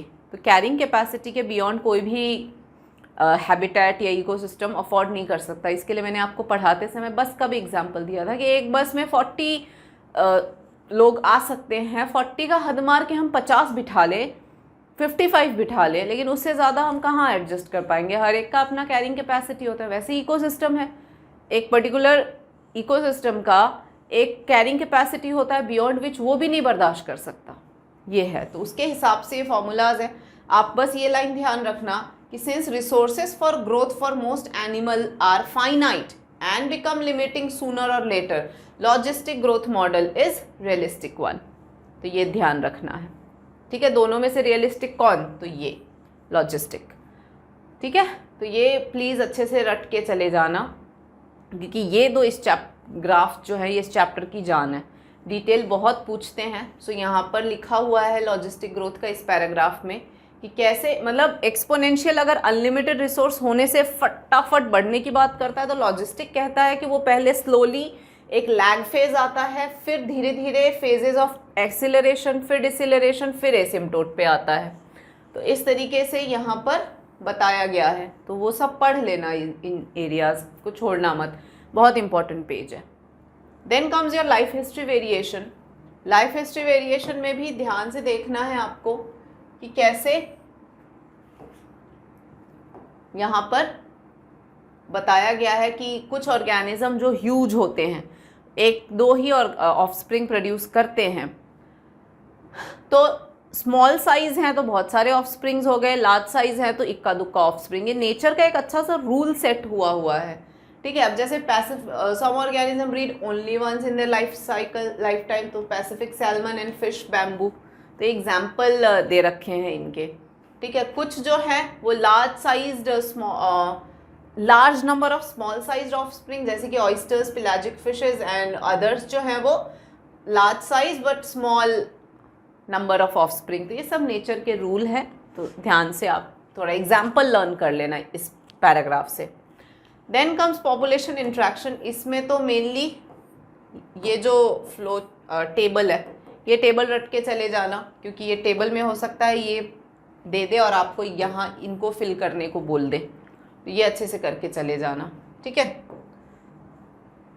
और मतलब ऐसा एक भी पेज नहीं है जिसको आप थोड़ा सा भी कि रीड मार के चले जाएं, हम ऐसा करो, ऐसा एक भी पेज नहीं है। ये तो अब ये सब तो और भी अच्छे से इम्पोर्टेंस है।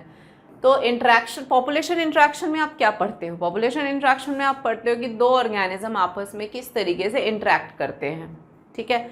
तो इसमें आपने प्रिडेशन, इसमें एक को बेनिफिट होता है, दूसरे को हार्म होता है। प्रेडेटर को बेनिफिट, प्रे को हार्म। देन म्यूचुअलिज्म, दोनों को फ़ायदा। कमेंसलिज्म, एक को फ़ायदा, दूसरे को कोई न्यूट्रल है, मतलब कोई फ़र्क नहीं पड़ता। अमेंसलिज्म, एक को नुकसान, दूसरे को कोई फ़र्क नहीं पड़ेगा। पैरासिटिज्म, एक को फ़ायदा, पैरासाइट को फ़ायदा, होस्ट को नुकसान। कंपटीशन, दोनों में नुकसान। तो ऐसे करके इंट्रैक्शंस हैं जिसमें प्रिडेशन का बताया हुआ है यहाँ पर। पहले तो बताते हैं कि प्रिडेशन जो होता है वो सिर्फ टाइगर ने डियर को खाया, सिर्फ वो प्रिडेशन नहीं होता है। Even sparrow eating any seed is a predation. क्यों? क्योंकि सीड में एक एम्ब्रियो है यार, एक लाइफ है, तो इसने एक लाइफ खाया, तो it can be a predator also. अच्छा, यहाँ पर प्रिडेटर्स के फ़ायदे बताए हैं। पहला फ़ायदा तो ये है, conduits of energy transfer the energy. और उसके बाद में they keep prey population under control, ये दूसरा फ़ायदा हो गया। ये पहला फ़ायदा हो गया, प्रे पॉपुलेशन अंडर कंट्रोल में रखते हैं। और इसका यहाँ एग्जाम्पल दिया है प्रिकली पियर कैक्टस, जो ऑस्ट्रेलिया में इंट्रोड्यूस हुआ था 1920s में। इसने क्या किया, हैवॉक क्रिएट कर दिया। इसने हैवॉक क्रिएट किया हुआ था, तो फिर कैक्टस फीडिंग प्रेडेटर एक मॉथ को लाया गया, ठीक है, और उसने फिर उसको खाया, मतलब कंट्रोल में लाया। तो प्रेडेटर की वजह से कंट्रोल में आया, तो पॉपुलेशन कंट्रोल करता है। दूसरा रेगुलेट प्रे पॉपुलेशन, तो इसका एग्जाम्पल ये दे दोगे आप, ठीक है। तीसरा इसका फ़ायदा है they help in maintaining species diversity, ये तीसरा फ़ायदा यहाँ लिखा हुआ है। क्यों? क्योंकि यहाँ पे लिखा हुआ है कि रॉकी इंटरटाइडल में, ये अमेरिकन पैसिफिक कोस्ट में, स्टारफिश पिजास्टर इंपॉर्टेंट प्रेडेटर था, ठीक है। अब वहाँ से उसको स्टारफिश को हटा दिया गया। तो जब ये स्टारफिश को हटा दिया गया तो 10 स्पीसीज ऑफ इन्वर्टिब्रेट्स जो है वो एक्सटिंक्ट हो गए। क्यों? क्योंकि आपस में कंपटीशन बढ़ गया, और कंपटीशन से सबको नुकसान होता है। ये हो गया, ठीक है। तो ये 3 तो प्रेडेटर के फ़ायदे हैं। फिर इस लास्ट पैराग्राफ में आपको समझाया है कि प्रेडेटर, ठीक है, दूसरों को खा रहा है और ये इतना सारा काम कर रहा है, बट ओवर एक्सप्लॉइट वो नहीं कर सकता। तो यहाँ लिखा हुआ भी है कि predators are prudent in nature, ठीक है। ये रहा, प्रेडेटर्स जो हैं वो प्रूडेंट होते हैं, मतलब सोच समझ के अपने प्रे को खाते हैं। ऐसा नहीं कि मिल रहा है तो बिल्कुल ख़त्म ही कर दें, नो, बहुत सोच समझ के करते हैं।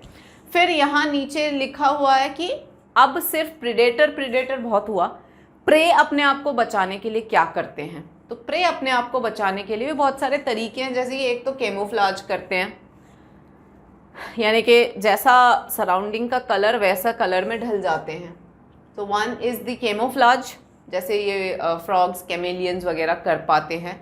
उसके अलावा इस पेज पे है, देखो कितना सारा थियरी है और कुछ भी छोड़ नहीं सकते आप, पता है। उसके बाद में it talks about monarch butterfly.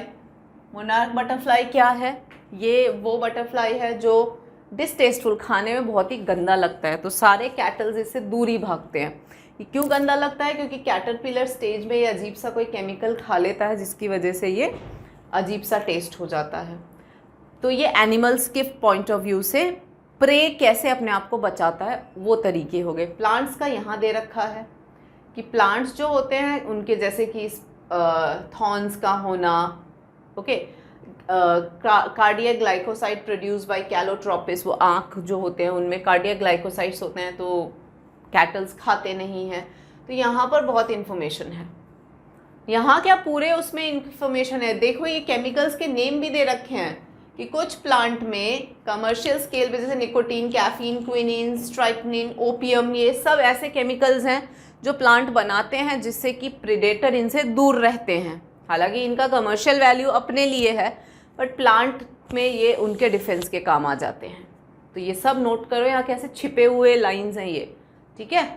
ये हो जाए, फिर आप आ जाना कंपटीशन पे। कंपटीशन अपने आप में बहुत डिटेल दे रखा है। तो सबसे पहले तो आपको कंपटीशन में पढ़ना है, let me just remove these lines. Competition में सबसे पहले आपको जो चीज़ पढ़ना है वो है कंपटीशन अकर्स व्हेन, पहली बात तो I can see that inter specific competition, एक ये वर्ड आ रहा है, दो स्पीसीज के बीच का कंपटीशन कब होता है? बिलीफ जो थी कि when closely related species compete for same resources that are limiting, ठीक है। तो ये बिलीफ था, लेकिन इसको डिस्प्रूव किया कि अमेरिकन लेक्स में विजिटिंग फ्लैमिंगोज और रेजिडेंट फिशेस एक ही चीज़ के लिए फीड करते, compete करते थे, जू प्लैंक्टन। तो ज़रूरी नहीं कि सेम क्लोजली रिलेटेड ही compete करें, अनरिलेटेड स्पीसीज भी compete कर सकते हैं। उसका एक तो ये एग्जाम्पल दे दिया। उसके बाद में एक एग्जाम्पल आया इंटरफेरेंस कंपटीशन का, जहाँ पर फीडिंग एफिशिएंसी की बात हो रही है।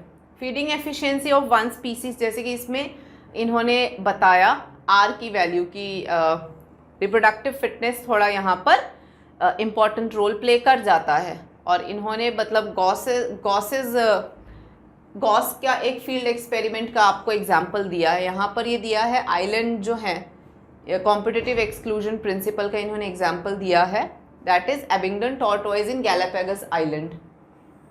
इस आइलैंड में कैसे एक्सटिंक्ट हो गई, क्योंकि यहाँ पर इनकी फीडिंग एफिशिएंसी कम थी और गोट्स को इंट्रोड्यूस कर दिया गया, गोट्स की फीडिंग एफिशिएंसी ज़्यादा थी, तो ये फीड करते चले गए, वो बेचारे फीडिंग एफिशिएंसी कम थी तो धीरे धीरे एक्सटिंक्ट हो गए। तो ये यहाँ पर गॉस ने बताया। तो ये क्या बताते जा रहे हैं, प्लीज़ इनको यहाँ नोट डाउन करते जाना, हर लाइन इंपॉर्टेंट है। और कंटिन्यू करते हुए इसकी इंपॉर्टेंस को यहाँ देखते हैं।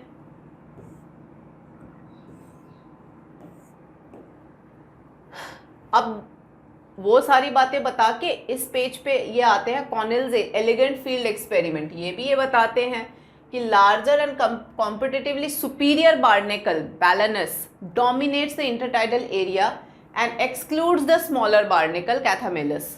तो in general herbivore and plants they are adversely, मतलब एक तो ये species whose distribution is restricted to small geographical area, क्योंकि वहाँ पर सुपीरियर स्पीसीज जो कॉम्पिटिटिवली सुपीरियर स्पीसीज प्रेजेंट होते हैं, तो बेचारे जो कॉम्पिटिटिवली इन्फीरियर है वो हर जगह नहीं हो सकते हैं।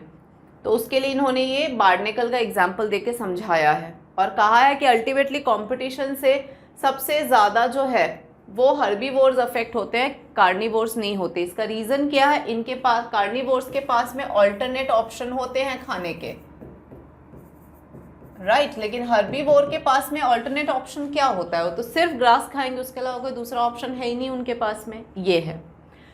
और गॉसेस कॉम्पिटिटिव एक्सक्लूजन प्रिंसिपल ये स्टेट करता है कि अगर दो closely related species same resource के लिए compete करें तो कभी भी कोएग्जिस्ट, साथ में एक जगह कभी भी नहीं रह सकते, ये गॉस ने बताया। अब इस चीज़ को वापस recent studies do not support such gross generalisation, इसके भी नेगेटिव वो बता दी। उन्होंने कहा कि ये जो मैकार्थर ने बताया कि ये जो वॉबलर्स होते हैं ये आराम से एक ही पेड़ पे कोएग्जिस्ट कर गए।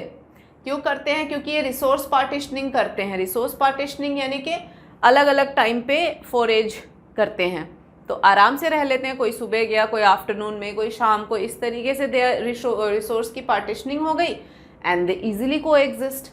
तो बहुत इन्फॉर्मेशन है बेटा, कंपटीशन में बहुत ज़्यादा इन्फॉर्मेशन है, तो handle carefully this competition topic. Then comes parasitism. Parasitism में भी बहुत इन्फॉर्मेशन दे रखी है, मतलब ये जो शुरू के 3 है ना वो बहुत ज़्यादा इन्फॉर्मेशन से भरा हुआ है, please handle them carefully. Parasitism में होस्ट को नुकसान, पैरासाइट को फ़ायदा, कंपटीशन में दोनों को नुकसान है। प्रिडेशन में प्रेडेटर को फ़ायदा, प्रे को नुकसान। तो इसमें आपको बताया गया है, यहाँ पर लास्ट ईयर ये क्वेश्चन आया था कि many parasites have evolved host specific that they host they can parasitize only a single species of host in such a way that both host and parasite tend to co-evolve. That is, if host evolves, मतलब last year आया था कि अगर host अपने आप को evolve कर लेता है तो पैरासाइट क्या करेगा, तो वो भी अपने आप को इवॉल्व कर लेता है। लिखा है ना कि parasite tend to coevolve according to the host. और फिर यहाँ अडेप्टेशंस बताए गए हैं कि पैरासाइट्स कैसे अडेप्ट करते हैं। तो loss of unnecessary sense organs हो गया, प्रेजेंस ऑफ अधेसिव सक्कर्स ताकि वो न्यूट्रिशन सक कर सके, loss of digestive system, reproductive capacity high. ये सब लास्ट टू लास्ट ईयर दोनों क्वेश्चंस यहाँ से आ चुके हैं, यू नेवर नो रिपीट हो जाए तो, ठीक है। और यहाँ पर ये लिखा है ह्यूमन लिवर फ्लूक जो है ये ट्रिमाटोड पैरासाइट है और ये 2 इंटरमीडिएट होस्ट पे डिपेंड करता है, snail and a fish. And malarial parasites, तो वो सब इंफॉर्मेशन प्लीज ध्यान से कर लेना। देन कम्स हियर, इस पैराग्राफ में मॉस्किटो की बात हो रही है कि कैसे majority of parasite harm the host, they may reduce the survival, growth and everything, so they might render host most vulnerable to predation by making it physically weak. So आपको बता रहे हैं कि पैरासाइट क्या क्या कर सकता है, ठीक है।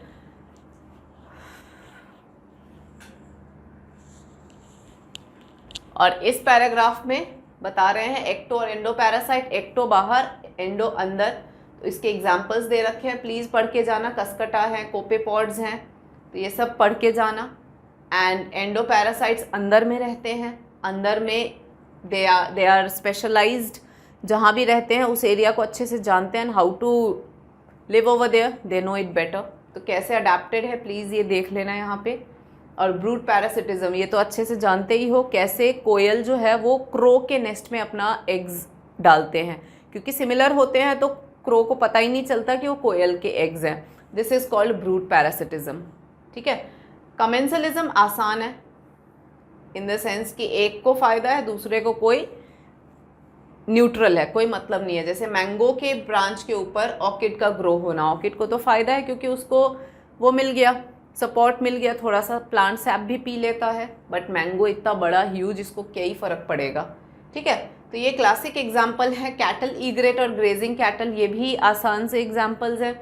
इसमें यह है कि कैटल ईग्रेट आसानी से, जैसे ग्रेजिंग कैटल है तो जब वो अपने इंसेक्ट्स को फ्लश करता है तो कैटल ईग्रेट फटाफट उन इंसेक्ट्स को खा लेता है, और वैसे कैटल ईग्रेट को इन इंसेक्ट्स को ढूंढने में कितनी माथाफोड़ी करनी पड़ती, तो इससे उसको फ़ायदा है। Another example of commensalism is C anemone and stinging tentacles of, ये डायग्राम भी देख लेना बच्चों, कुछ भी नहीं छोड़ना है। स्टिंगिंग टेंटिकल्स, तो फिश को तो प्रोटेक्शन मिल जाता है प्रेडेटर से, सी एनिमोन को कोई खास नुकसान नहीं है, कोई मतलब कोई फ़र्क ही नहीं पड़ता। Mutualism is all the more easy. Mycorrhiza आप जानते हो, ये पढ़ते हुए आ रहे हो। Roots of higher plants and fungi, दोनों आपस में एक दूसरे के बिना नहीं रह सकते हैं। फंगी को शेल्टर, न्यूट्रिशन सब मिल रहा है, और प्लांट्स को मटीरियल जो अब्जॉर्ब करने में उसको मेहनत करनी पड़ती है, वो सारा कुछ अब्जॉर्ब करा के फंगी उसको दे देता है। तो ये है माइकोराइजा। इवन लाइकेंस का भी सेम है, लाइकेंस में भी फंगी एंड एल्गी का सेम एसोसिएशन है और सिमिलर टाइप ऑफ इंट्रैक्शन है। और यहाँ पर कुछ डिफरेंट है, तो यहाँ पर फिग का दे रखा है, फिग एंड वैस्प। फिग के लिए पॉलिनेशन हो जाता है, और वैस्प जो है वो अपना एग लेइंग ओविपोजिशन कर पाता है, अपने ग्रोइंग जो उसके कैटरपिलर्स हैं, उसके जो एम्ब्रियो है उनको नरिश करता है न्यूट्रिशन से, तो उसको ये फ़ायदा मिल जाता है। तो इसीलिए ऐसे करके दोनों मतलब इतने एक दूसरे से टाइटली लिंक्ड होते हैं कि एक दूसरे के बिना सर्वाइवल हो ही नहीं पाता है। ये है म्यूचुअलिज्म। और इसमें एक और एग्जाम्पल दे रखा है ऑर्किड्स का, मेडिटेरेनियन ऑर्किड जो है, इसमें स्यूडो कॉपुलेशन है कि सेक्सुअल डिसीट का मामला है ये, जिसको स्यूडो कॉपुलेशन भी कहते हैं कि जो ऑर्किड है वो फीमेल बी की जैसी दिखती है, तो male bee comes and pseudocopulates and goes back. इसमें ये होता है कि फीमेल जो वो ऑर्किड है वो पॉलिनेशन उसका हो जाता है, और इसको जो है वो कॉपुलेशन का मतलब वो हो जाता है, and then it gets pollinated the flower. तो this is how they help each other. तो this is the way by which mutualism works. तो यहाँ म्यूचुअलिज्म की ये है कि एग्जाम्पल थोड़े अलग अलग दे रखे हैं जो अब हमने पढ़े हैं। तो इस तरीके से ऑर्गेनिज्म एंड पॉपुलेशन डील करना है। मैंने एक भी पेज पे ये नहीं बोला कि ये पेज पे आप बस रीडिंग मार लो तो चल जाएगा, नो। हर पेज पे इतनी इन्फॉर्मेशन भरी हुई है, दैट्स वाई इस चैप्टर को बेटा बहुत ध्यान से हैंडल करना, ठीक है। अब आते हैं आपका लास्ट चैप्टर, छोटा सा chapter, that is biodiversity and conservation. ये तो पूरा फैक्ट से भरा हुआ चैप्टर है, इसको तो मतलब रटना है कुल मिला के। यहाँ पे ज़्यादा कुछ है नहीं, यहाँ पे अगेन फैक्ट्स दे रखे हैं, कितने कितने स्पीसीज ऑफ क्या क्या हैं, तो ये फैक्ट्स देख लेना, क्वेश्चंस रहने दो, बस ये फैक्ट्स देख लेना यहाँ पे, एंड सीधे आ जाना एडवर्ड विल्सन पर, क्योंकि साइंटिस्ट के नेम बहुत सारे यहाँ दे रखे हैं। तो सोशियोबायोलॉजिस्ट थे ये पूछ ले एडवर्ड विल्सन कौन था, तो ध्यान रख लेना। तो ये यहाँ है छिपा हुआ, बच्चे ध्यान नहीं देते हैं, आई एम टेलिंग यू, पढ़ के जाना। देन वी टॉक अबाउट, इस पेज पे हम किस बारे में बात करते हैं, इस पेज पे हम टाइप्स ऑफ डाइवर्सिटी की बात करते हैं, किस किस तरह की डाइवर्सिटी अवेलेबल है। जेनेटिक लेवल पे यहाँ इसका एग्जांपल रॉल्फिया वोमिटोरिया का है कि कैसे रेजोपाइन production Rauwolfia to Rauwolfia very करता है। उसके अलावा मैंगो की वैरायटी, राइस की वैरायटी, तो इस तरह के एग्जाम्पल अगर होंगे तो आपको बोलना है ये जेनेटिक डाइवर्सिटी है। वैरायटी ऑफ स्पीसीज, अलग अलग हैबिटेट्स में पाए जाना, ये स्पीसीज डाइवर्सिटी कहलाया। तरह तरह के diversity in terms of ecology, तो वो इकोलॉजिकल डाइवर्सिटी कहलाया। फिर आ जाओ यहाँ पर, how many species are there on earth, again facts से भरा हुआ है ये वाला पार्ट।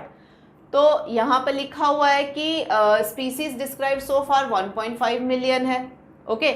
लेकिन एस्टिमेट्स जो हैं वो जैसे कि सम एक्सट्रीम एस्टिमेट्स 20 to 50 मिलियन है, और जो रॉबर्ट मे बताते हैं कि ग्लोबल स्पीसीज डाइवर्सिटी जो है वो 7 मिलियन। तो ये फैक्ट्स नोट करना है आपको इस पेज पे। यहाँ अगेन मतलब यहाँ पे इतने फैक्ट्स हैं कि you just have to learn and mug up the facts. ये वो चैप्टर है बच्चों। जैसे कि यहाँ ऊपर आ जाओ तो यहाँ पे देखो 70% ऑफ द टोटल ऑर्गेनिज्म क्या है, एनिमल ग्रुप है। और एनिमल में से भी हर 10 एनिमल में से 7 जो है वो इंसेक्ट्स हैं। प्लांट्स कम है, 22% ऑफ द टोटल ये प्लांट। तो ये सब फैक्ट्स दे रखे हैं और इसका यहाँ पर डिस्क्रिप्शन भी है पाई चार्ट के थ्रू। ये सब लर्न करके जाना। हो सकता है वो इनको डिलीट कर दे, आपको बोले आप फिल करो, इन सबको हटा दे, बोले आप फिल करो इनको। ऐसे क्वेश्चंस दे सकते हैं, या ये दे के पूछे कि आप क्या समझते हो इस पाई चार्ट से। इस तरह के क्वेश्चंस आ सकते हैं, तो केयरफुली हैंडल करना, ठीक है। और फिर नीचे इसको छोड़ना नहीं है। यहाँ तो ये बताया गया है कि कन्वेंशनल टैक्सोनॉमिक मेथड की क्या प्रॉब्लम्स हैं। तो आपको यहाँ बताना है कि कन्वेंशनल टैक्सोनॉमिक मेथड की सबसे बड़ी प्रॉब्लम ये है कि प्रोकैरियोट्स या जो कल्चरेबल बैक्टीरिया है इनको हम काउंट ही नहीं कर रहे। अगर इनको करें तो बायोडाइवर्सिटी सिर्फ इतनी थोड़ी रह जाएगी, फिर तो कहाँ जाएगा, वो यहाँ पर बताया गया है।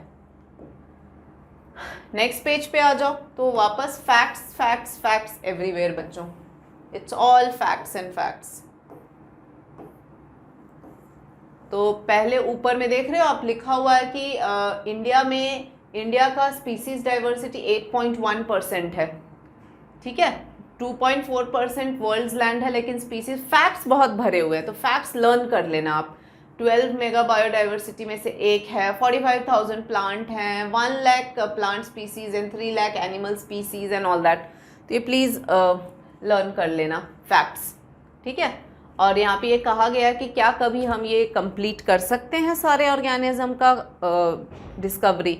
आंसर नो होगा। क्यों? क्योंकि जब तक हम करेंगे तब तक कुछ नया आ जाएगा, ऐसा। अच्छा, लैटिट्यूडनल ग्रेडियंट यहाँ पे ये बता रहे हैं कि कैसे आप जैसे जैसे इक्वेटर से पोल्स की तरफ जाओगे तो स्पीसीज डाइवर्सिटी कम होती जाएगी, क्योंकि ट्रॉपिकल में बेस्ट है। जैसे जैसे पोल्स पे जाओगे स्पीसीज डाइवर्सिटी कम होता जाएगा, वो यहाँ बताया हुआ है। तो यहाँ पर भी खूब फैक्ट्स हैं, जैसे 1400 बर्ड्स इन न्यूयॉर्क जो 41 डिग्री नॉर्थ पे सिचुएटेड है। इक्वेटर का वो जो लाइन, ट्रॉपिक ऑफ कैंसर, ये सब लाइंस 1 डिग्री पे होते हैं ना ग्लोब पे। 105 इन ग्रीनलैंड एंड 71 डिग्री पे है, तो वहाँ सिर्फ 56 स्पीसीज़ है, ठीक है। तो अलग अलग जगह जो ट्रॉपिक्स में है उनमें ज़्यादा है, जो जितनी पोल्स की तरफ है वहाँ कम है। कुल मिला के यहाँ पे ये बता रहे हैं। अमेजोनियन रेन फॉरेस्ट में सबसे ज़्यादा है। तो अमेजोनियन रेन फॉरेस्ट में क्यों सबसे ज़्यादा स्पीसीज डाइवर्सिटी पाई जाती है, तो उसके यहाँ पे ये रीजंस हैं कि एक तो वहाँ पर स्पीसिएशन जो है, ये मतलब फ्रीक्वेंट ग्लेशिएशंस वहाँ पर हुए हैं, तो उसकी वजह से बार बार ऑर्गेनिज्म ख़त्म हो गए। तो बार बार उनका रिक्रिएशन मतलब डिस्टर्ब्ड रहा काफ़ी। तो पहला तो है फ्रीक्वेंट ग्लेशिएशन रीज़न। दूसरा यहाँ पर बताया गया है ट्रॉपिकल एनवायरनमेंट। क्या होता है? ट्रॉपिकल एनवायरनमेंट प्रेडिक्टेबल होता है, लेस सीजनल, तो आराम से एडजस्ट कर लेते हैं ऑर्गेनिज्म। और तीसरा है सनलाइट अच्छे से अवेलेबल होता है। तो ये रीजंस है ट्रॉपिक्स में बेस्ट स्पीसीज डाइवर्सिटी का। Then comes Alexander von Humboldt. इन साइंटिस्ट, इनका नाम मत भूलना, मतलब ये तो सबसे ज़्यादा इम्पॉर्टेंट ग्राफ है। इससे मेन कॉन्सेप्ट ये बस ये समझाना चाह रहे हैं कि किसी भी ऑर्गेनिज्म के लिए जब आप सिर्फ इंडिया की बात करें हम, और इंडिया में कोई ऑर्गेनिज्म की बात करें, तो ऑब्वियसली उसकी एक स्पीसीज डाइवर्सिटी कम ही मिलेगी। इंडिया के अलावा आप एशिया की बात करो तो बढ़ जाएगी वो। तो जितना एरिया कवर करोगे उतना स्पीसीज रिचनेस बढ़ेगा, बट एक लिमिट तक। ऐसा नहीं कि जितना करो उतना बढ़ता ही जाएगा, नो। एक लिमिट होगी, वही यहाँ बताया है। इसी चीज़ को इन्होंने यहाँ ग्राफिकली पुट किया है। तो जब ये नॉर्मल फॉर्मूला लगाते हैं तो रेक्टेंगुलर हाइपरबोला आता है, लॉग के उस पर पुट करते हैं तो स्ट्रेट लाइन आती है। ये यहाँ समझाया है और उस चीज़ को यहाँ पर इन्होंने एक्सप्लेन किया है कि एस स्पीसीज रिचनेस हो गई, सी जो है वो सी वाई इंटरसेप्ट हो गया, Z log A, Z slope of regression आ गया, ठीक है, ए एरिया हो गया अपना। तो वही बता रहे हैं यहाँ पे, सिंपल सा आप ये देख लो ना कि जनरली ये 0.1 to 0.2 होता है z की वैल्यू, जो स्लोप ऑफ रिग्रेशन होता है। लेकिन but if you analyse the species area relationship entire continent, ये वैल्यू जो है ये और स्टीप हो जाएगा 0.6 से 1.2। तो जितना एरिया बढ़ाओगे उतना ये रिचनेस बढ़ेगा। तो यहाँ ये दे रखा है। उसके बाद इम्पोर्टेंस ऑफ स्पीसीज डाइवर्सिटी, यहाँ पर दो साइंटिस्ट आई थिंक उनकी बातें हो रही हैं इस एरिया में। एक तो साइंटिस्ट का नाम है डेविड टिलमैन, ढूंढो यहाँ पे कहाँ है डेविड टिलमैन जी, किधर गए, ठीक है। एक तो वेयर इज डेविड, ये रहे डेविड टिलमैन। इन्होंने बताया कि बायोडाइवर्सिटी जितना रहेगा उतना हेल्दी एक इकोसिस्टम माना जाएगा, और जितना आप एक भी ऑर्गेनिज्म हटता गया तो वीक होता जाएगा। इस चीज़ को अच्छे से बताया था पॉल अर्लिक ने। पॉल अर्लिक ने एयरप्लेन रिवेट पॉपर हाइपोथेसिस का एग्जांपल देके यहाँ समझाया है कि एयरप्लेन में से अगर छोटी मोटी चीज़ें गायब होती रही या हटता चला गया तो इतना कोई फ़र्क नहीं पड़ेगा, मतलब फ़र्क तो पड़ता है लेकिन बिल्कुल इकोसिस्टम खराब ही हो जाए ऐसा नहीं होता। लेकिन इंजन, एयरप्लेन का इंजन वो करोगे तो इकोसिस्टम बैठ जाएगा ना, वही यहाँ समझा रहे हैं। छोटी मोटी ऑर्गेनिज्म अगर लॉस हो जाते हैं तो फ़र्क तो आता ही है असर, बट ठीक है इकोसिस्टम समहाउ पुल ऑफ करता रहता है। लेकिन मेजर ऑर्गेनिज्म अगर चले गए तो फिर इकोसिस्टम संभालना मुश्किल हो जाएगा। तो ये डेविड टिलमैन और पॉल अर्लिक की थियरीज़ हैं, ये यहाँ देख लेना आप। और लॉस ऑफ बायोडाइवर्सिटी में यहाँ बहुत इन्फॉर्मेशन दे रखा है कि IUCN की रेड लिस्ट में कितने कहाँ स्पीसीज़ हैं और ऑर्गेनिज्म के यहाँ नेम्स दे रखे हैं, ये आपको रटने ही पड़ेंगे, ठीक है। जैसे स्टीलर सी काऊ हो गया रशिया में, जो टाइगर के सब स्पीसीज़ हैं बाली, जवान एंड कैस्पियन, तो ये सब नेम्स आपको रटने पड़ेंगे, आंसर लिखते समय काम आएंगे आपके। फॉलोड बाय यहाँ पर अगेन यहाँ पर वापस से बहुत सारा फैक्ट्स दे रखे हैं कि 23% स्पीसीज एंड 32% ऑफ एम्फीबियन, ये सब है वल्नरेबल, मतलब इतने ऑर्गेनिज्म अभी थ्रेट फेस कर रहे हैं। फिर इस पैराग्राफ में आपको बताया जाता है कि कैसे प्री ह्यूमन टाइम्स में भी एक्सटिंक्शंस हुए हैं। 5 एपिसोड्स हो चुके हैं लेकिन वो इतने खतरनाक नहीं थे जितना अब वाला है। This is 6th episode. अब वाला इसलिए है क्योंकि यहाँ ह्यूमंस इन्वॉल्व हैं और ये जो उनका एक्सटिंक्शन रेट था उससे 100 से 1000 टाइम्स फास्टर हो रहा है। ये डिफरेंस है 6th एपिसोड ऑफ एक्सटिंक्शन का। और यहाँ पर बताया हुआ है कि बायोडाइवर्सिटी अगर ख़त्म हो गई तो क्या प्रॉब्लम्स आएंगी। तो यहाँ लिखा है decline in plant, lower resistance of environment, तो ये सारे तो हो गए बायोडाइवर्सिटी के ख़त्म होने का नुकसान। अब कॉजेज़ क्या हैं? तो कॉजेज़ हैं, एक तो हैबिटेट लॉस एंड फ्रैगमेंटेशन, उनके जंगलों को काट दिया, या मान लो उनका जंगल 100 स्क्वायर किलोमीटर में है तो हर 5वें किलोमीटर पे कुछ डेवलपमेंट कर दी तो हैबिटेट फ्रैगमेंट्स में बट गया, तो इसी को फ्रैगमेंटेशन बोलते हैं। तो उसके लिए यहाँ एग्जाम्पल दिया गया है सोयाबीन की कल्चर के लिए अमेज़ॉन के ग्रासलैंड्स को क्लियर करना, समझ रहे हो। तो इस तरह से एग्जाम्पल मेन लर्न करते हुए जाना। जैसे आपको ये एक्सप्लेन करना है तो क्या एग्जाम्पल बुक में दे रखा है उसको लेना है। जैसे सोयाबीन कल्चर करने के लिए अमेज़ॉन के ग्रासलैंड्स को क्लियर कर रहे हैं, तो जो भी एग्जाम्पल जहाँ दे रखा है उनको उठाना है। Over exploitation needs turns into greed, और यहाँ पर बताया है कैसे जो स्टीलर सी काऊ है उसका इतना ओवर एक्सप्लॉयटेशन कर दिया कि वो बेचारा एक्सटिंक्ट ही हो गया। देन एलियन स्पीसीज इन्वेजन, इसमें भी एग्जाम्पल ले लेना। प्लांट एंड एनिमल का अलग पूछते हैं, जैसे नाइल पर्च जो एनिमल है लेक विक्टोरिया में, इसके इंट्रोडक्शन से वहाँ 200 किक्लेट फिशेज वो हो गए, एक्सटिंक्ट हो गए। और प्लांट में एग्जाम्पल दिया है आइकॉर्निया, लैंटाना, वाटर हायासिंथ, इनके एग्जाम्पल्स हैं। और अफ्रीकन कैटफिश अगेन एनिमल। तो एनिमल और प्लांट का अलग अलग पढ़ के जाना। एंड को एक्सटिंक्शन इज जब वो म्यूचुअलिज्म वाला केस है कि एक के ऊपर दूसरा डिपेंडेंट होता है, एक गया तो दूसरा लेके जाएगा। इन सब में सबसे खतरनाक कौन सा है? हैबिटेट लॉस एंड फ्रैगमेंटेशन, ये ध्यान रखना। तो बायोडाइवर्सिटी लॉस हो चुकी है, कंजर्व कैसे करें? तो एक नैरो यूटिलिटेरियन कॉन्सेप्ट है, एक ब्रॉड यूटिलिटेरियन है। नैरो वाला कहता है कि सिंस हमें इतनी सारी चीज़, सेल्फिशनेस थोड़ा सा, इतनी सारी चीज़ें हमें मिलते हैं, अगर नहीं कंजर्व करेंगे तो ये कहाँ से आएगा। ब्रॉड यूटिलिटेरियन में ये है कि थोड़ा सा ये सोचते हैं कि इकोसिस्टम हमें कितनी सर्विसेज देते हैं। अगर इकोसिस्टम की इतनी सारी सर्विसेज हैं तो होता है ना, एक इकोसिस्टम सर्विसेज इतनी सारी दे रहे हैं तो नहीं कंजर्व करेंगे तो कैसे हम जिंदा रह पाएंगे, वो वाला है। तो वहाँ पे जैसे पॉलिनेशन होता है, फोटोसिंथेसिस होता है, उस तरीके से एस्थेटिक प्लेजर मिलता है जब हम गार्डन्स में जाते हैं। तो एक ब्रॉड थिंकिंग। तीसरा एथिकल, कि भाई हमारे मॉरल ड्यूटी होना चाहिए, वो भी लिविंग है तो they also have the right to survive on the earth, वो एथिकल में काउंट हो जाएगा। तो इस तरीके से 3 आर्ग्यूमेंट्स है, भाई तीनों हो कंजर्व तो करो, वो पॉइंट है।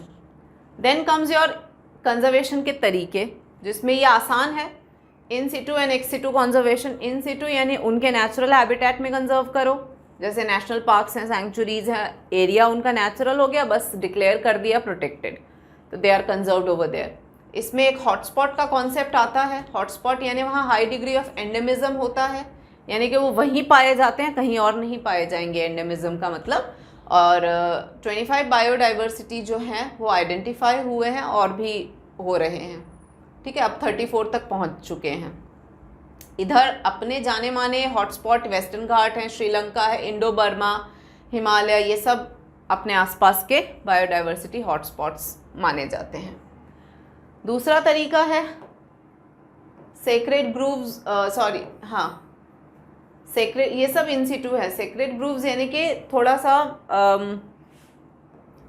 पवित्रता, वो स्पिरिचुअलिटी के हिसाब से, मतलब हम पूजते हैं उनको, तो we should not cut it. तो जो भी है प्रोटेक्टेड हो ना, कट कर नहीं रहे हैं, प्रोटेक्ट हो रहा है तो किसी भी तरीके से हो, अच्छा है।